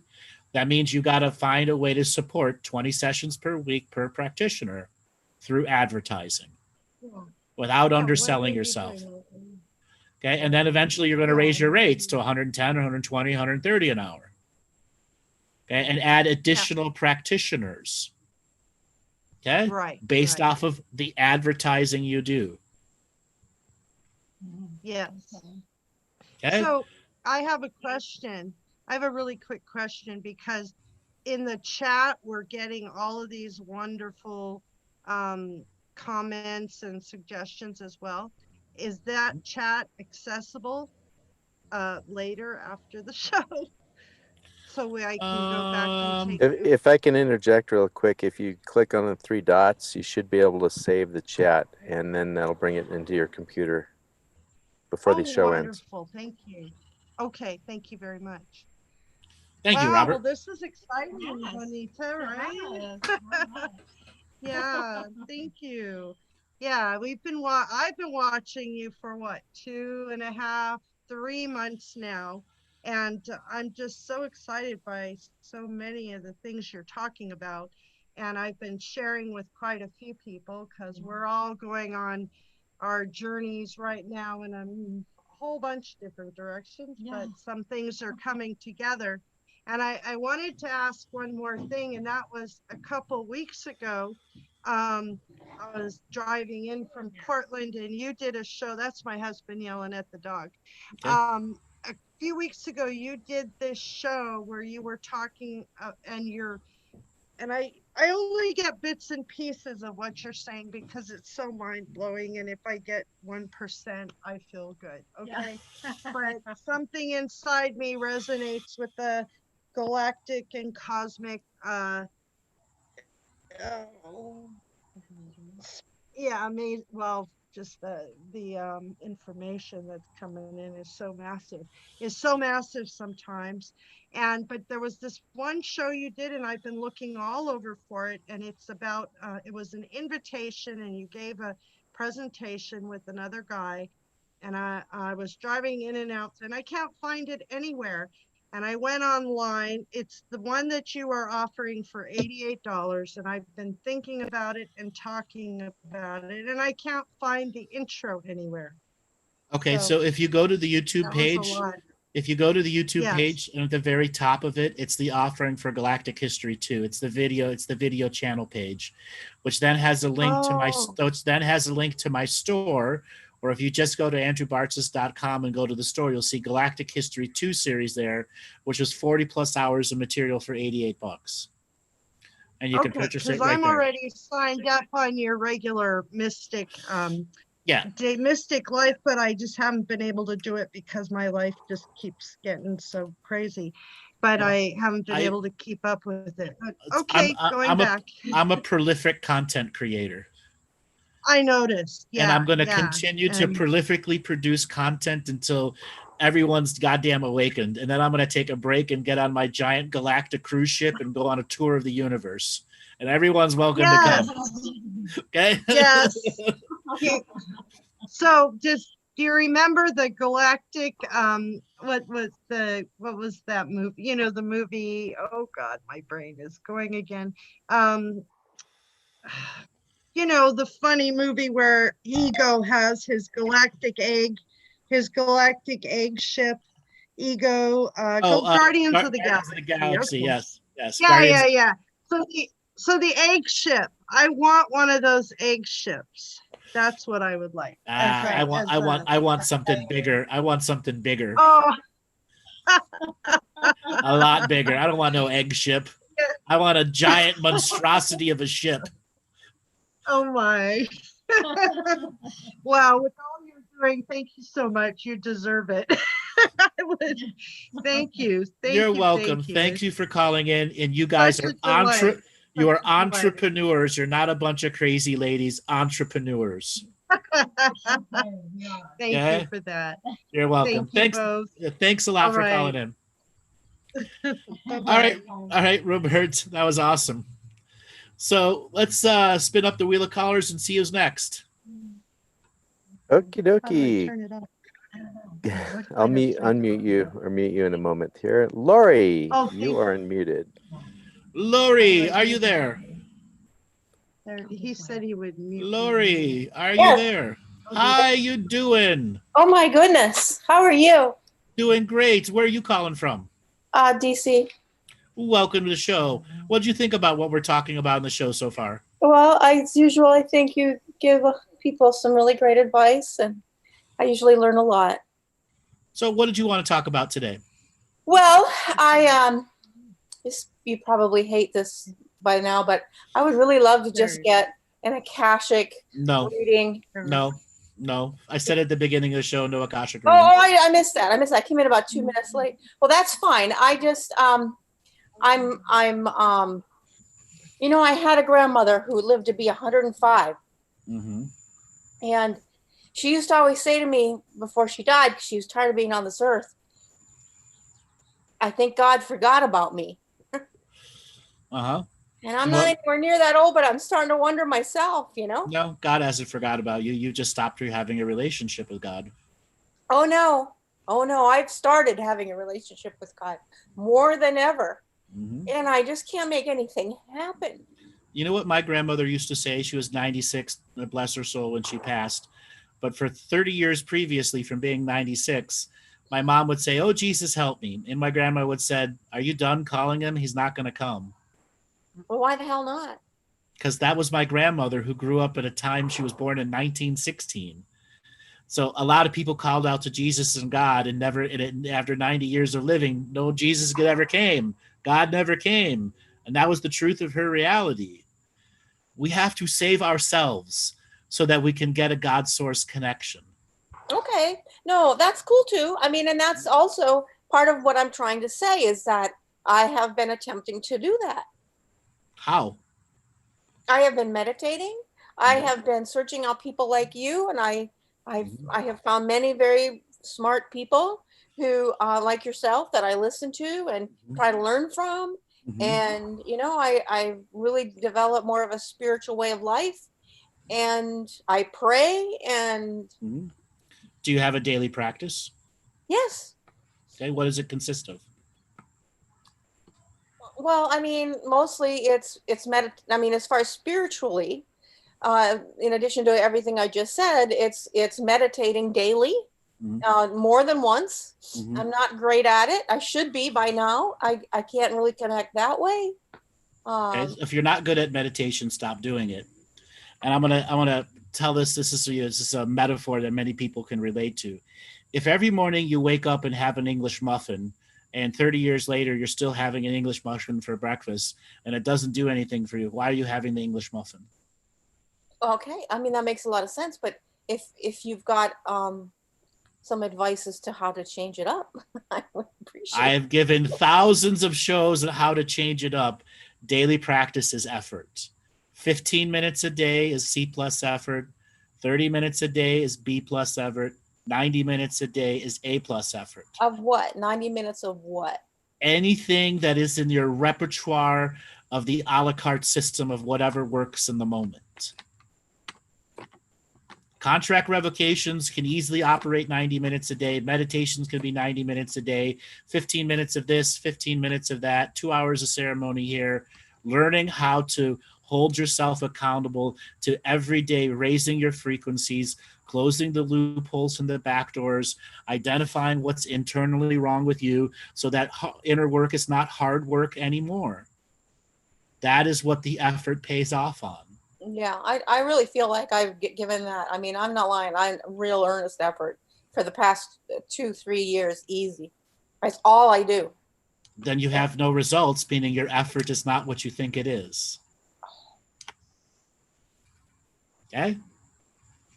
This is me handing the sheet back where you thought you had an A plus and I'm giving you a C plus back. You would have already had the results. No, I'm calling you because I don't believe that. I'm calling you because I'm telling you that I'm doing that. Right. And I'm saying back to you, if you were actually doing it, you would have results. 2 years of meditation would have given you something, would have given you lots to work with. You're either doing meditation wrong or there's something in your frequency where you're not learning from it. Therefore, you got to learn to change it up.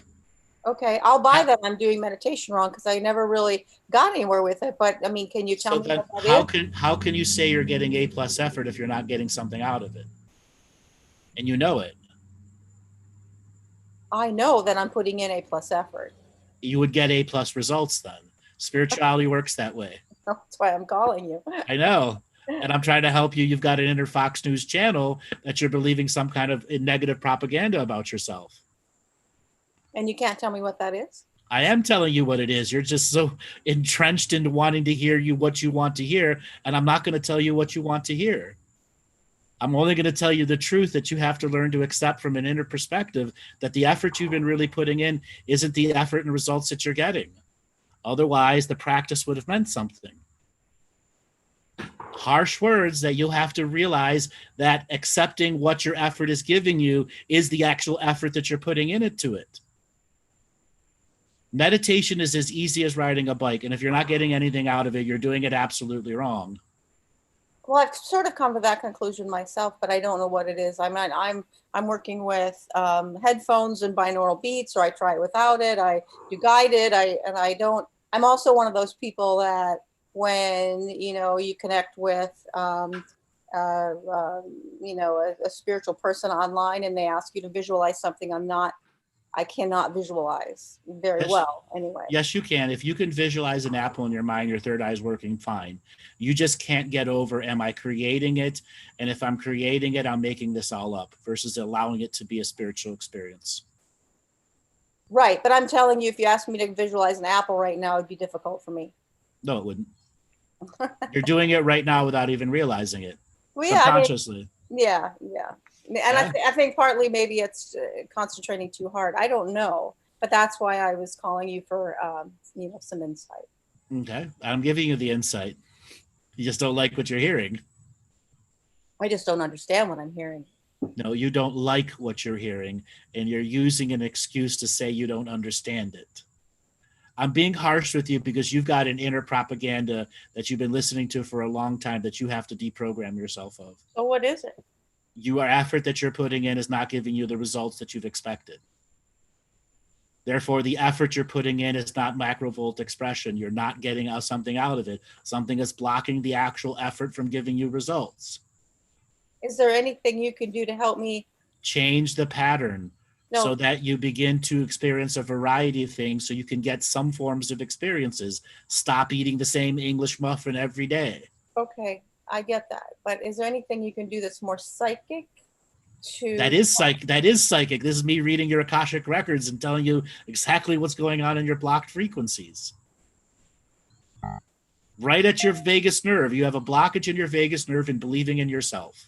A blockage in my what? Vagus nerve. What's that? The vagus nerve is what controls your entire sympathetic and parasympathetic body. It's interlinked to all your organs and brains and everything. Okay. Well, I don't know. I mean, I'm more bewildered than ever then. Stop being bewildered and listen to what I just said. Change up the practice. Stop doing the meditation. Do other things. Tell me what other thing. Tell me what I should do tomorrow that's different. One thing. Have you done the contract revocations at the front of my page? I have not. I just learned about them a couple of. Okay. There's 7 of them there that are for free. You try one a day, okay, as a different form of practice. They're meant to be read out loud, and then you record yourself reading them out loud, and you go back and listen to them in a semi-meditative state and begin to learn how to intuit yourself. What's in my frequency when I'm reading these? Can I understand the words after I've already spoken them? So that you can begin to turn your empathetic radar dishes internally so you can begin to see the blockages that you've created within yourself. Okay? Meditation isn't working for you. Turn to yoga. Turn to other body forms of athletic exercise so that you can get the adrenal glands flowing in a different way so they can be a part of the visualization experience. And I understand the words. Okay? Yeah. The responsibility to the journey is solely on you. No one else can help you other than giving you suggestions for you to try until you get an experience that gives you functionality. I know. That's what's frustrating. It really, honestly, Andrew, feels like I'm trying very, very hard with COVID. I work out of my house anyway. With COVID, it's all I do. What do you do as a job? I'm in communications for government. Okay. Tough job? No. Okay. So then what's so hard about living? Nothing's hard about living. But you just said it was tough. It's tough to get, it's tough spiritually. It's tough interpersonally with, just finding people to react to interact with, it's just tough. And it shouldn't be. I'm going to give you another piece of psychic advice. Pure on from the Akashic record. You're making your life difficult because you're overly controlling everything around you. The more you try to control your reality, the less you will get as an experience out of it.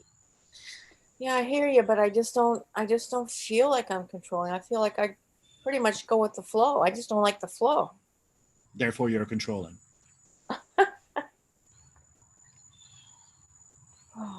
You're stuck. You're stuck in a rut, and you're not wanting to admit it. No, I'm admitting it. That's why I'm calling you. I'm sending your tape to you, Andrew. I'm nothing stuck. You're literally ignoring 90% of what I've said from moment to moment to moment. That's how entrenched you are in your own belief about yourself. Well, I'll listen to it over when again, I promise you I will, but I believe you will, because you're controlling of your reality. Mm-hmm. Okay? And there's some subconscious things that are starting to peek through now. As you begin to listen, and you actually listen to more of what I say and less of how you respond to it, and then listen how you respond to it, you'll realize how stuck you really are with the instantaneous generation of an answer that says I'm stuck and denying what I'm hearing. I do understand you. I feel like you don't understand me, but maybe I do understand you. Okay. I very much do understand you. And I'm trying to give you all of the subtle tips, tools, and techniques so you can get yourself out of a belief pattern you've entrenched yourself in. Okay. Okay. I call these moments where you've got to really suck it up and realize the changes that are around you that you need to make within you, and then stick with it. Yeah. I thought I did that when I was, when it was meant for me to get divorced, man. I ripped that Band-Aid off. I put one foot in front of the other and I did it. And then, and then it got harder, not better, Said with an emotional energy behind you.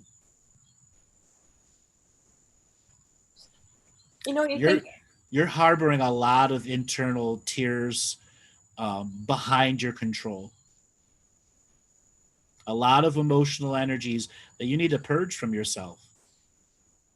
I've purged a lot.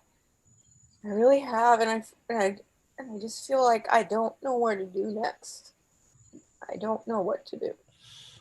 Now you're in despair. Damn right. Now you're actually revealing what's wrong with you and why you can't hear, because you're so far into the wounded despair, you're waiting for somebody to come and rescue you. I don't need somebody to rescue me. I'm willing to do it myself. If only I knew what it is. What the hell? I mean, I'm not coming to you green, Andrew. I'm not.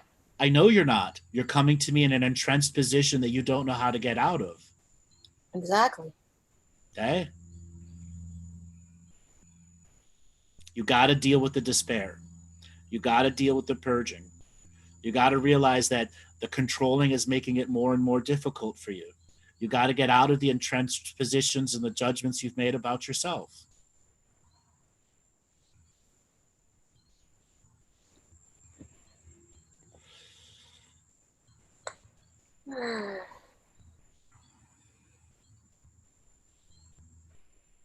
I don't know. I guess I was just hoping there'd be one piece of, real psychic insight that I would be like, oh my God. I've given you dozens of pieces and you're still in denial of it. No, I haven't heard anything yet that's really.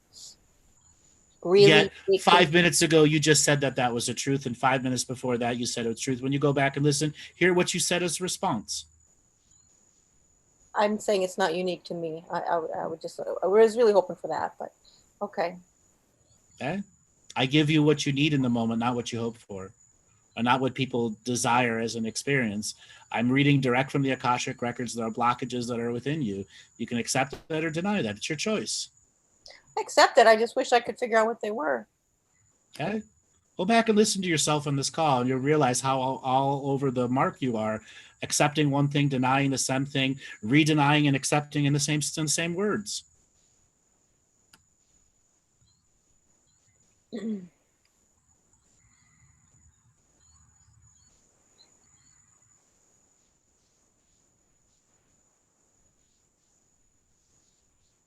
Life is here for you to live, not for you to frustrate about. You got to break the constraints that you're stuck in right now.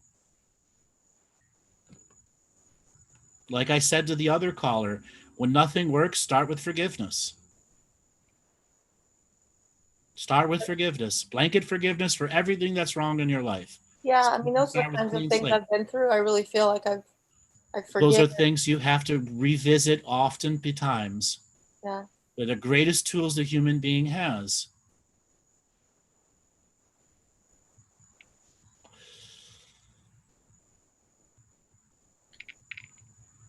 All right, darling. Thanks a lot for calling in. I got to move on to the next caller. All right, Robert, let's spin up the wheel of callers and see who is next. Okay, bringing on Monty. Monty Dean, are you there? Yes. How are you doing today? Well, hello from Hellbourne. Hellbourne? Yeah, for those unaware what's happening, I'm sure it's in the news globally. We're in stage 4 lockdown. I'll just do a quick recap. We're in a curfew from 8 p.m. till 5 a.m. You're only allowed out during those times if you have a work permit, a bit of papers, please. You're only allowed to go outside for an hour to do exercise. One person from the household can go shopping for an hour. And you're not allowed to travel further than 5 kilometers, which is around about 3 miles from your house. And so we were talking about dating earlier. Apparently, I'm at Zen master level of the dating game now. It's like, yeah, you can meet someone if they're in 3 miles from your house. You can only go out for an hour, and everyone's masks are mandatory, so it's through the windows of the soul. Yes, but they can stay at your house, or you can stay at their house. Well, if the police and army don't find out, because they don't need a warrant to break into your house to check. Well, then, as long as you're having sex with a mask, you're doing good. Yeah. Michael Myers, a devil, depending on what mask it is. It's face covering. I don't actually own a mask. I've got like a scarf muff type thing. So you got a train robber's mask. Yeah. Oh, walking around trying to buy food, and everyone, I feel like I'm in a weird, distorted version of MASH because they're all got the surgical masks on. Yeah, it's interesting. Oh, very quickly as well, I just want to get in early. Joe Biden didn't kill himself, so I'm just putting that out there. Well, he's still got time. I know. Yeah, see, he's still got time. Don't worry. That definitely will come up at the show tomorrow because we could get 45 minutes of how. Yeah, it's a complete farce. Oh, and the interesting thing about the lockdown, even before stage 4 started, they were talking about stage 5. And if everyone's familiar what's happening in New Zealand as well, 4 people have COVID as cases, and they've locked the entire country down. If you're familiar with New Zealand, they're 3 islands. Why do the other 2 islands need to be like? It's a 4-hour boat trip to get from one island to the other. So it's fascinating to see the divide as well. And I know this weekend there are gatherings in the other states of Australia to support Victoria, and the revolution seems to be brewing. The thing is with Victoria, the other thing about Victoria, if you try and organize protests are illegal, and if you try and organize a protest, you'll be arrested. So it's worse than East Berlin. And we live in martial law, but I'm a hermit, so yeah. It's like, all right. What new are you learning about hermitacy? What new things are you learning? It's that classic human thing of I don't like to be told what to do, because like 6 years before I'm like going out there, it's all peoply. Then the government says you can't leave your house. Well, guess what? I fucking want to now. So it's interesting about that, but I don't know. It seems to be like for me, because I'll try. You wake up in the morning, try and plan something to do the day, and then that never happens, and you do everything else. Like I decided to watch 1 episode of Doctor Who. I'm 8 seasons in. So that's what you've learned, to watch Doctor Who from hermitacy. Yeah, well, I've been watching Tom Baker, and it's like, these are really good. It's 1976, and just sort of, I guess, taking stock of myself and like, okay, well, I've got all this time and I can create I've got ideas to create stuff. And so looking at the blocks and so like, well, okay, why am I not pushing there? And also balancing the energy coming through. Because the Lion's Gate kicked the shit out of me and I loved it. And so it's interesting to see, like, I wake up in the morning more tired than before I go to sleep. And it's sometimes it's my fault, and other times it's the energy's fault. And sometimes I'm fine. I guess I'm using pattern recognition in a certain aspect to see what's actually happening, as well as watching society divide and try and kill each other. So, what's Doctor Who actually teaching you? Writing. It's like story. Showing story. Also. I don't remember much of my childhood, which obviously is a choice. And so it's by going back and seeing something that was, dare I say, a lifesaver or a comfort. It's there's that energy of comfortsy, if that's a word, bringing back. And also I connect to the idea of a Time Lord and traveling and sci-fi and all that stuff. And so like certain parts of Doctor Who still makes me cry because there's a connection. Like at the end of the 50th anniversary, the Doctor comes out and says, I'm on my way the long way round. On my way home the long way round. And I remember asking you how long I've been on the planet. You said a long time, which could mean tens of millions of years. So I'm on the way home the long way round. But you're a lazy Time Lord. Yeah, I know. Yeah, because I've got time. People that don't know the reference, there was a comedy show we did a while back, and we made the reference to being a lazy Time Lord. But he's got all the time in the universe to be a lazy Time Lord. So that's how. Yeah, it's like the comedic brain kicks in. It's like, yeah, but I've got time. What's your point? Plenty of time. Cosmic librarian. What are you trying to say? Yeah, I have started working on my comedy special because you did suggest putting together something and putting up for people to buy it, and I've cracked the numbers. Like, wow, if I get 300 people, that's a month. Nice. That's a lot of boxed wine. Yeah. I can make that couch that I've always wanted to do because after you finish it, you blow out the bladder and just imagine a couch. A couch out of boxed wines. Yeah, exactly. That would be a good photo. I do have a title for it because I was on a call a couple of days ago and I mentioned the question that I keep asking for most of 2020 when I look at things is like, are you a fuckhead? And so that's the name of my that's the name of my show at the moment. It's like just looking at the insanity and just going, are you a fuckhead? And of course there'll be how does one define a fuckhead? Well, now I need to remember an example of just like the stupidity of it. Well, you know, is that an Aussie word? Fuckhead, yeah. Oh, it's like fucked in the head, shithead. Fuckwit is very Australian, apparently, but that's leached out into the populace, where it's like instead of half-wit, you just crank it up to fuckwit. But fuckhead is, yeah, dickhead, fuckhead. It's, you know, there's a scale. So there's different forms of cussing or cursing or swearing, whatever you want to call it, that becomes a part of the colorful euphemisms one can use to describe the idiocracy of the ignorant.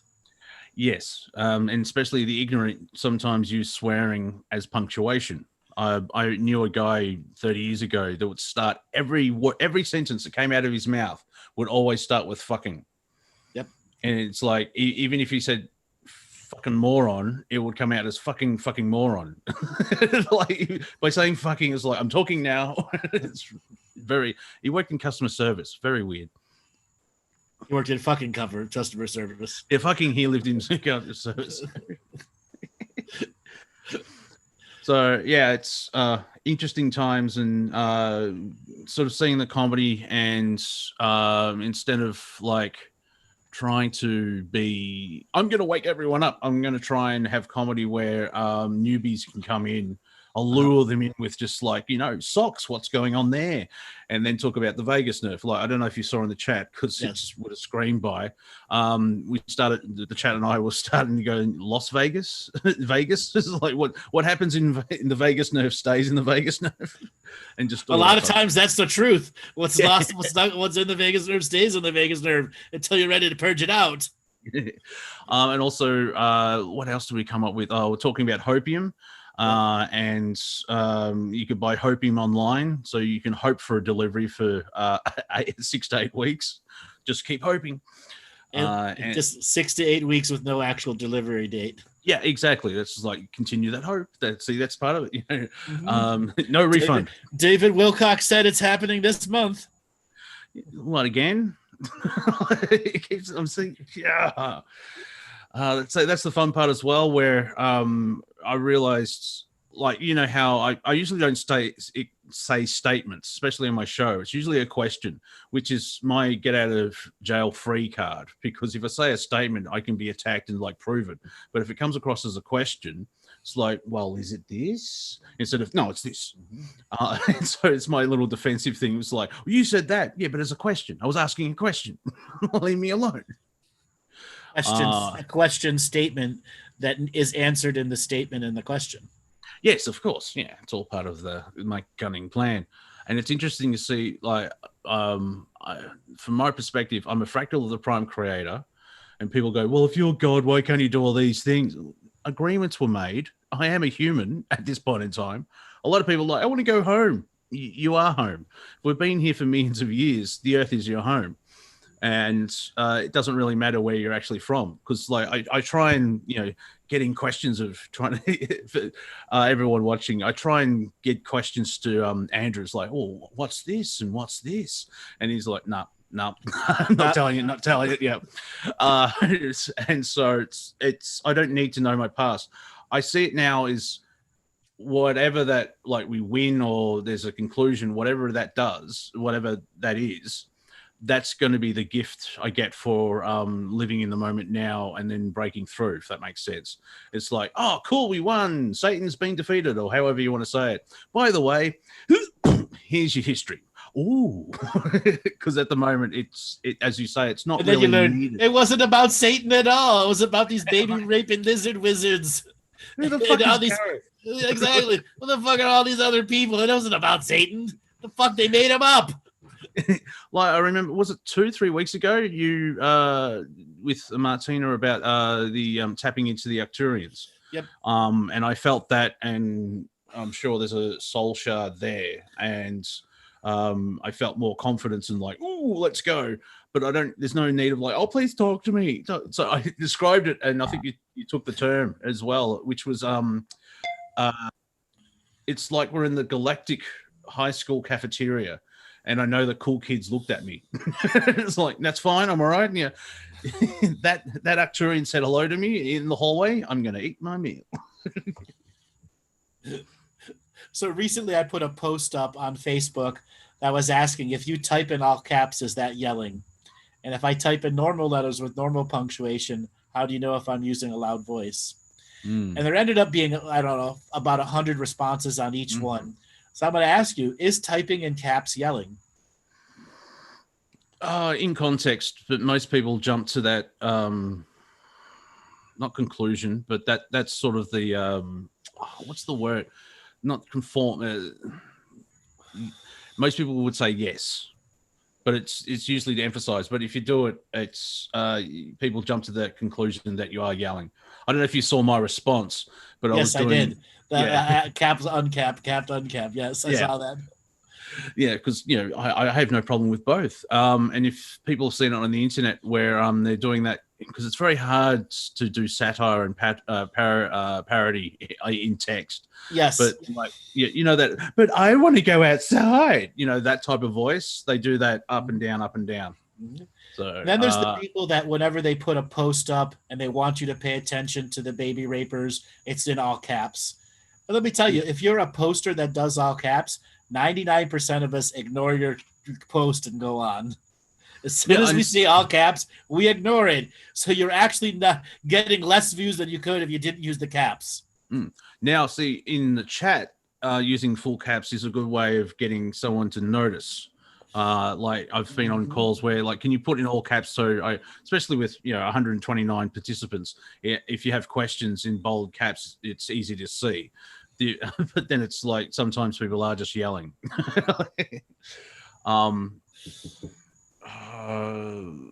So yeah, in my view, most of the times it's yelling, and it's because they need a form of attention. Now, what I've noticed also in a lot of responses, a lot of elderly people don't wear their glasses and they type in all caps because that they can see better. Yeah, that's garbage in the 20th century, the 21st century. Yeah, it was garbage. It's garbage statement. Okay? You can expand the screen, can't you? You can change yes, the resolution of the screen. They haven't figured that part out. The little corner icon that adds percentage to the screen. Yeah, so you can just make it much bigger, so you don't need to squinch like so. Someone actually made the connection as well with the all caps. Is it connected to the birth certificate and the legal fiction? Yes, I saw that too. A lot of that is subtle programming, but most people are typing in all caps because they are emotionally disturbed and want to be heard in their statement. And your Facebook wall lives do not matter. Yeah. Yeah. And it's interesting as well, the division. It reminds me of Dolores Cannon's The Splitting of the Earth. Mm-hmm. Frequency wise, because it's I don't know if you saw the footage of that young woman being choked by the policeman, where the police was defending his hands while she threw her throat at his hands. Mm-hmm. That's just a bit of levity, but it's interesting. People saying that's disgusting. That's not police procedure. There are other ways. If you actually got taught certain things, you just grab the hand and everything else like that. But then because of the whole fear aspect of the Rona, well, she should be wearing a mask and blah, blah, blah. And it's interesting to see the division. The best thing for that is just step back, pick your own side and let it unfold. The good example is Kamala Harris is now VP. I'm like, oh, comedy gold. Like just seeing everyone explode. So some people may not like what I'm going to say. The picking of Kamala Harris has pretty much given the election to Trump. Mm. Okay. Yeah. You remember when Tulsi Gabbard, who like I'm not, I wouldn't say I would vote for her, but I would have her as the pick because she seemed to be a little bit sane. Yeah, I don't know what Ted Cruz is like as a politician, but his Twitter seems to be kind of sane as well. But I'm an outsider. But the footage of Tulsi ripping the crap out of Harris has resurfaced as well. And it's interesting where the far left is like, I think apparently Antifa or Black Lives Matter, those groups, we support the Biden-Harris ticket. It's like really a rich old dude and a cop. You got a point. The former attorney general cop. Exactly. Yeah. Like, this is going to go well. Because I remember you saying, I think it was only was it last Thursday? You mentioned that in this moment of now, the energy is that Trump most likely will win the election. And then you back that up with like, but who knows because everything changes. And then Joe Biden was told who he picked for VP, and it just changed everything. There's a lot of people that no. It hasn't changed anything. It's all about swaying opinion. Yeah. Okay? Yeah. But the other side of what they're doing is they're trying to interrupt people from even going to vote. Well, yeah, because it's that. So what happens if Trump wins with 32% of the vote and Biden wins with loses with 31% of the vote, but the Electoral College gives Biden a distinct victory? That's what Trump's setting up for, that he actually wins the popular vote but loses the electoral. Therefore, he doesn't want to leave office. Yeah, which is sort of what happened last time. And whatever happens, there's three outcomes from the election. It's like Trump wins, rioting and destruction. Biden wins, rioting and destruction from a different group. If it's unknown, rioting and destruction, it's such a powder keg. Be interesting to see who pops off first. And like if there's ever a civil war, I think the left would lose in 2 days because they don't have the guns. Well, something that I've repeated this statement with you in a couple other shows. As soon as that the nomination for vice president is put into the Democratic records, they start getting daily presidential briefings. Yes. Now, well, if I may very quickly. Go ahead. Biden hasn't been given the nomination yet. Right.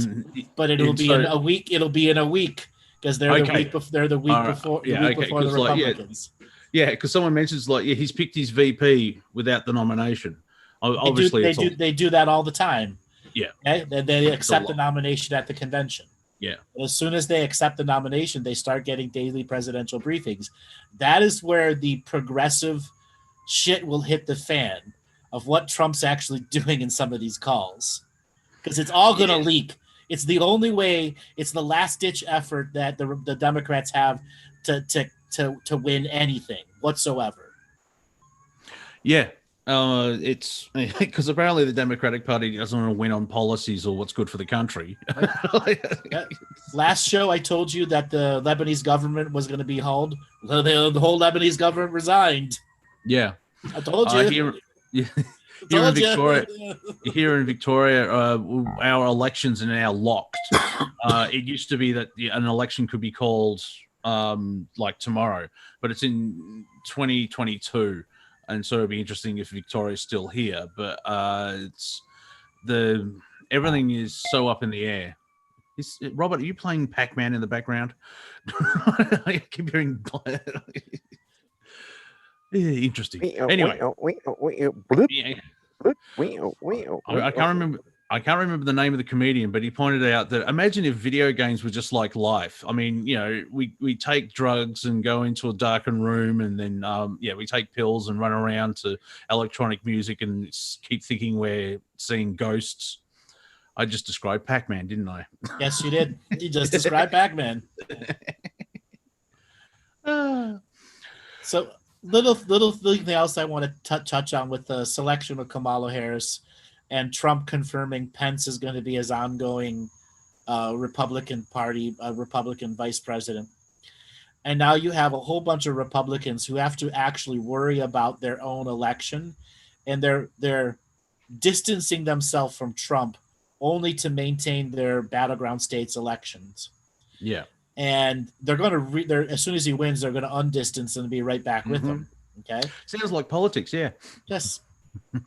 What I want to make a statement is I just said by the choosing of Kamala Harris, essentially he has given Trump the victory. But we still have a lot of time. I think it's 82 days between now and the election, or 81 days between now and the election. And next week is the nomination for the Democrats, and then the week after is the one for the Republicans. So far, we don't know anything about the Democratic convention. They have complete silence. And we know that Trump is going to be private. It's a private convention. No one's going to be there. No news, no nothing. First time in history. Mm-hmm. So what lizards are going to come out of the walls when there's no cameras? We'd like to thank our representatives from Algartha. Right. Exactly. They're the ones choosing the president. Exactly. What the hell are you people doing? Exactly. So who knows what's going to happen behind the closed doors. Mm-hmm. And then once the daily presidential briefings come out, it's how they make the leak rounds. Okay? Yeah. There are certain daily presidential briefings in which they talk about Fox News doing stuff that is on the verge of treasonous, let's just say, as well as MSNBC on the verge of treasonous. CNN, and then all the big tech companies. The daily presidential briefing has a lot of information about stuff they're hiding. Well, yeah, also, like one thing that's been pointed out, Kamala is half Jamaican, half Indian, like the South Asian, and people saying, "Oh, look, a black nominee." I'm like, well, she's not African American. I think black can cover it, but it's really, it's the shit show just gone 10% bigger. Right. And I want to say there's going to be no October surprise. They have been telling us October, September surprise for 20 fucking years. What is the surprise? Nothing happens. Well, in 2020, I would believe that. It's like, that's so 2020. Like, fun, right? And for me, it reinforces the whole thing of neutral observer, staying your still point, because any of this stuff, you pick a side, and from one perspective, it's I actually said this on my roundtable a couple of days ago. Finally, the New World, the Kabal's doing their last ditch attempt to bring in the New World Order, and I'm kind of relieved because I'm tired of waiting.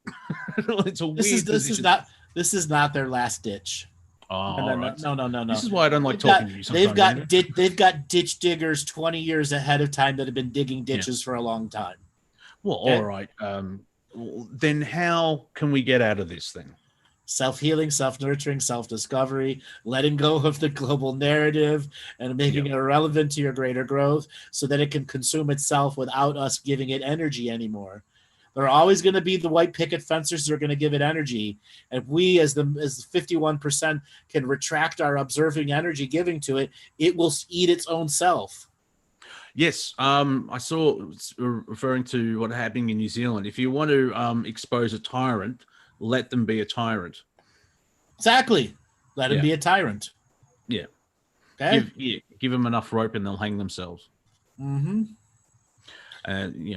So, and I've been telling everyone as well how you call this moment in time the Troubles. People chuckle at that. It's just like the Irish religious civil war. Oh, the Troubles. We don't talk about that. Yes. We'll talk about these ones though. So there are some troubling perceptions that are going to make themselves perspectives, which is coming to do with the schism in the Q community. The Karens, let me finish. I'm not attacking, I'm making a statement. The Karens and the Kens that run the majority of the super active Q accounts, you guys have lost it. Okay? Q was supposed to connect to the left and the right, and you made it all about the right. And now there's going to be all these anti-Q people are going to come out, like Steinbeck, etc., who are going to reveal the truth about Q. And all of you who think Q is the savior, you've got a grand reckoning coming. JFK is fucking dead. I can't believe that people think JFK is still fucking alive right now. He's dead. He's dead. Well, it's been the Karens and Kens that are regurgitating these stupid things. You're as bad as the fucking flat earthers. Well, it comes down to people have their own narrative, and they don't accept new information which changes their narrative, right. As well as I'm from conspiracy world. Don't go there. They have a thing of like, I haven't seen any evidence. Someone just said, oh, it's JFK Jr. And they've taken that bit without evidence. They've brought that into their narrative and they just build from it. Like here in Melbourne, there are planes, like in the curfew between 8 and 5, there are planes. Once 8 o'clock hits and the curfew kicks in, all these planes are landing in Melbourne. That's all we know. Now, what happens is people go, oh, let's jump. And, oh, that must be part of this narrative, which is they're bringing in the planes to save take all the children away that have been part of the underground tunnels. Or it's all this Chinese equipment. Or it's all these Chinese people. You know what? Can you? Or it's just the shit that flies in and out every day. Well, no, it seems to be. Well, why at 8 o'clock though instead of during the day? Because a couple of friends do live under a flight path, and it's empty sky. 8 o'clock, boom, boom, boom. It's like a traffic jam. Because that's how they direct traffic. Oh, okay. It just seems to be very interesting. Well, it's so, like where I live at, from this direction. At 7 p.m., planes line up till 3 a.m. Every other Wednesday, they change it to the other direction. And airports do that shit all the time. I just had a thought as well. It's easier to land on a runway when it's lit up artificially compared to, say, during the day. Yeah, so I've got my answer. I'm happy. So a week ago, we were talking about QAnon and stuff, and I made a statement called the Karenons. Who remembers that? Yes, yes. So the Karenons, I want people to begin to go Facebook while lives don't matter and start actually talking about the Karenons and the Kenanons. I love this cartoon. Because they're the ones that have screwed and ruined the movement. Okay? Yeah, it's and I wish to God that Q would make a statement about the Karenons and the Kenanons who have made it solely about the right. Q as a movement was always meant to get to everyone. Stop being so fucking selfish, you Karenons and Kenanons. Yeah, they've picking a side, and then they've really picked a side. In one way, could be Q is by bringing up the K and the K, which is like an infection into the operation, which was to bring people together, but it's divided over everyone because the Karenons and Kenanons, the crazy ass ones that go into Target, tear the masks off, and say that I'm here directly elected by Q to be the representative to stop Target from doing that. Go look at the video about the Karens that attack Target. That's a real video, and it's not one; it's dozens of different women that have been self-appointed by Q, and Donald Trump has given them an edict to go into all the Walmarts and the Targets around the country and tear off masks.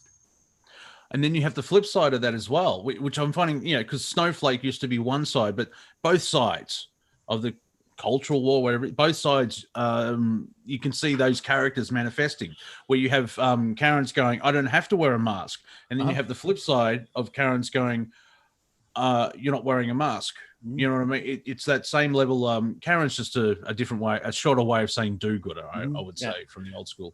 And the old saying, where we go one, we go all. Where we go one, not all will follow. Yeah. Not all will follow the plan that doesn't make sense to everyone else. What fucking plan? Exactly.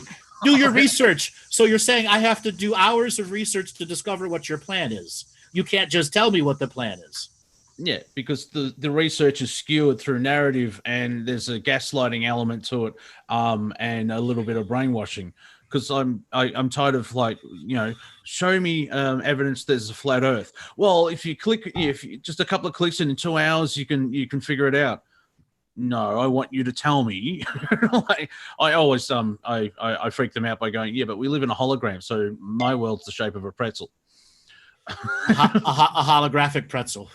Yeah, holographic. It changes. And it's a 0-calorie, 0 trans fat pretzel, so you can have as many of them you want.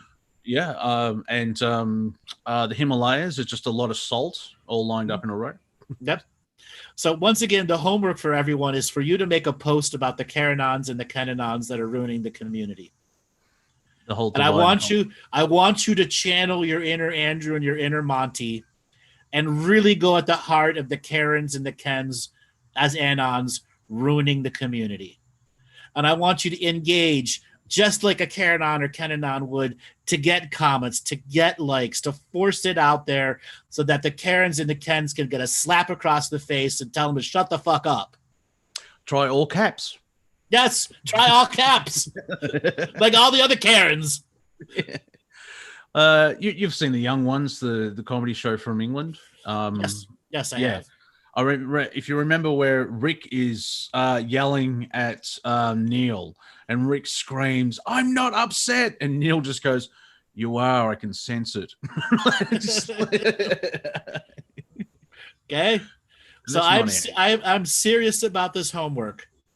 For you Facebookaholics out there, and all you people, where you go one Facebook, you go all Facebook. And make it about the Karenons and the Kenanons that are ruining, and begin to shame, and I mean shame into action, some of the bigger Q groups to actually tell those other people to shut up. They're ruining the community. Trust the Facebook post. Yes, trust the Facebook post. At least you can find it. And if you walk into the war zone that is Twitter, if you can navigate it, it's quite fun and it's interesting to see. Mm-hmm. But then it's just that's where some of this, like, are you a fuckhead? Ray's better than Anakin. What, are you a fuckhead?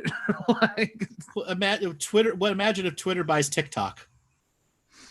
Oh, that just means Twitter with videos. Oh, Twit talk. Yeah, Twit talk. Yeah, and always you try and type English, but it comes out with a Chinese accent. Yep. There's no L's. There's only R's. Exactly. All right, everybody. We've reached the end of the show. Monty, give a way for people to get a hold of you. I'm on YouTube, which is Wafer Thin Entertainment, and on Twitter as at Real Monty Dean. Just on Facebook, Monty Dean, and Instagram Monty.Dean. And you all know who I am. You can go to andrewbartzis.com to visit any of the free material that I have for you to begin your daily practice with A+ effort. We will be back tomorrow, Monty and I, for our Friday night comedy show. Spread the word. We are uniting under the banner of comedy to take the stick out of all the Karens and Ken's asses out there to have some fun. All right, everybody will be back tomorrow at 6 p.m. Eastern for our Friday night comedy show.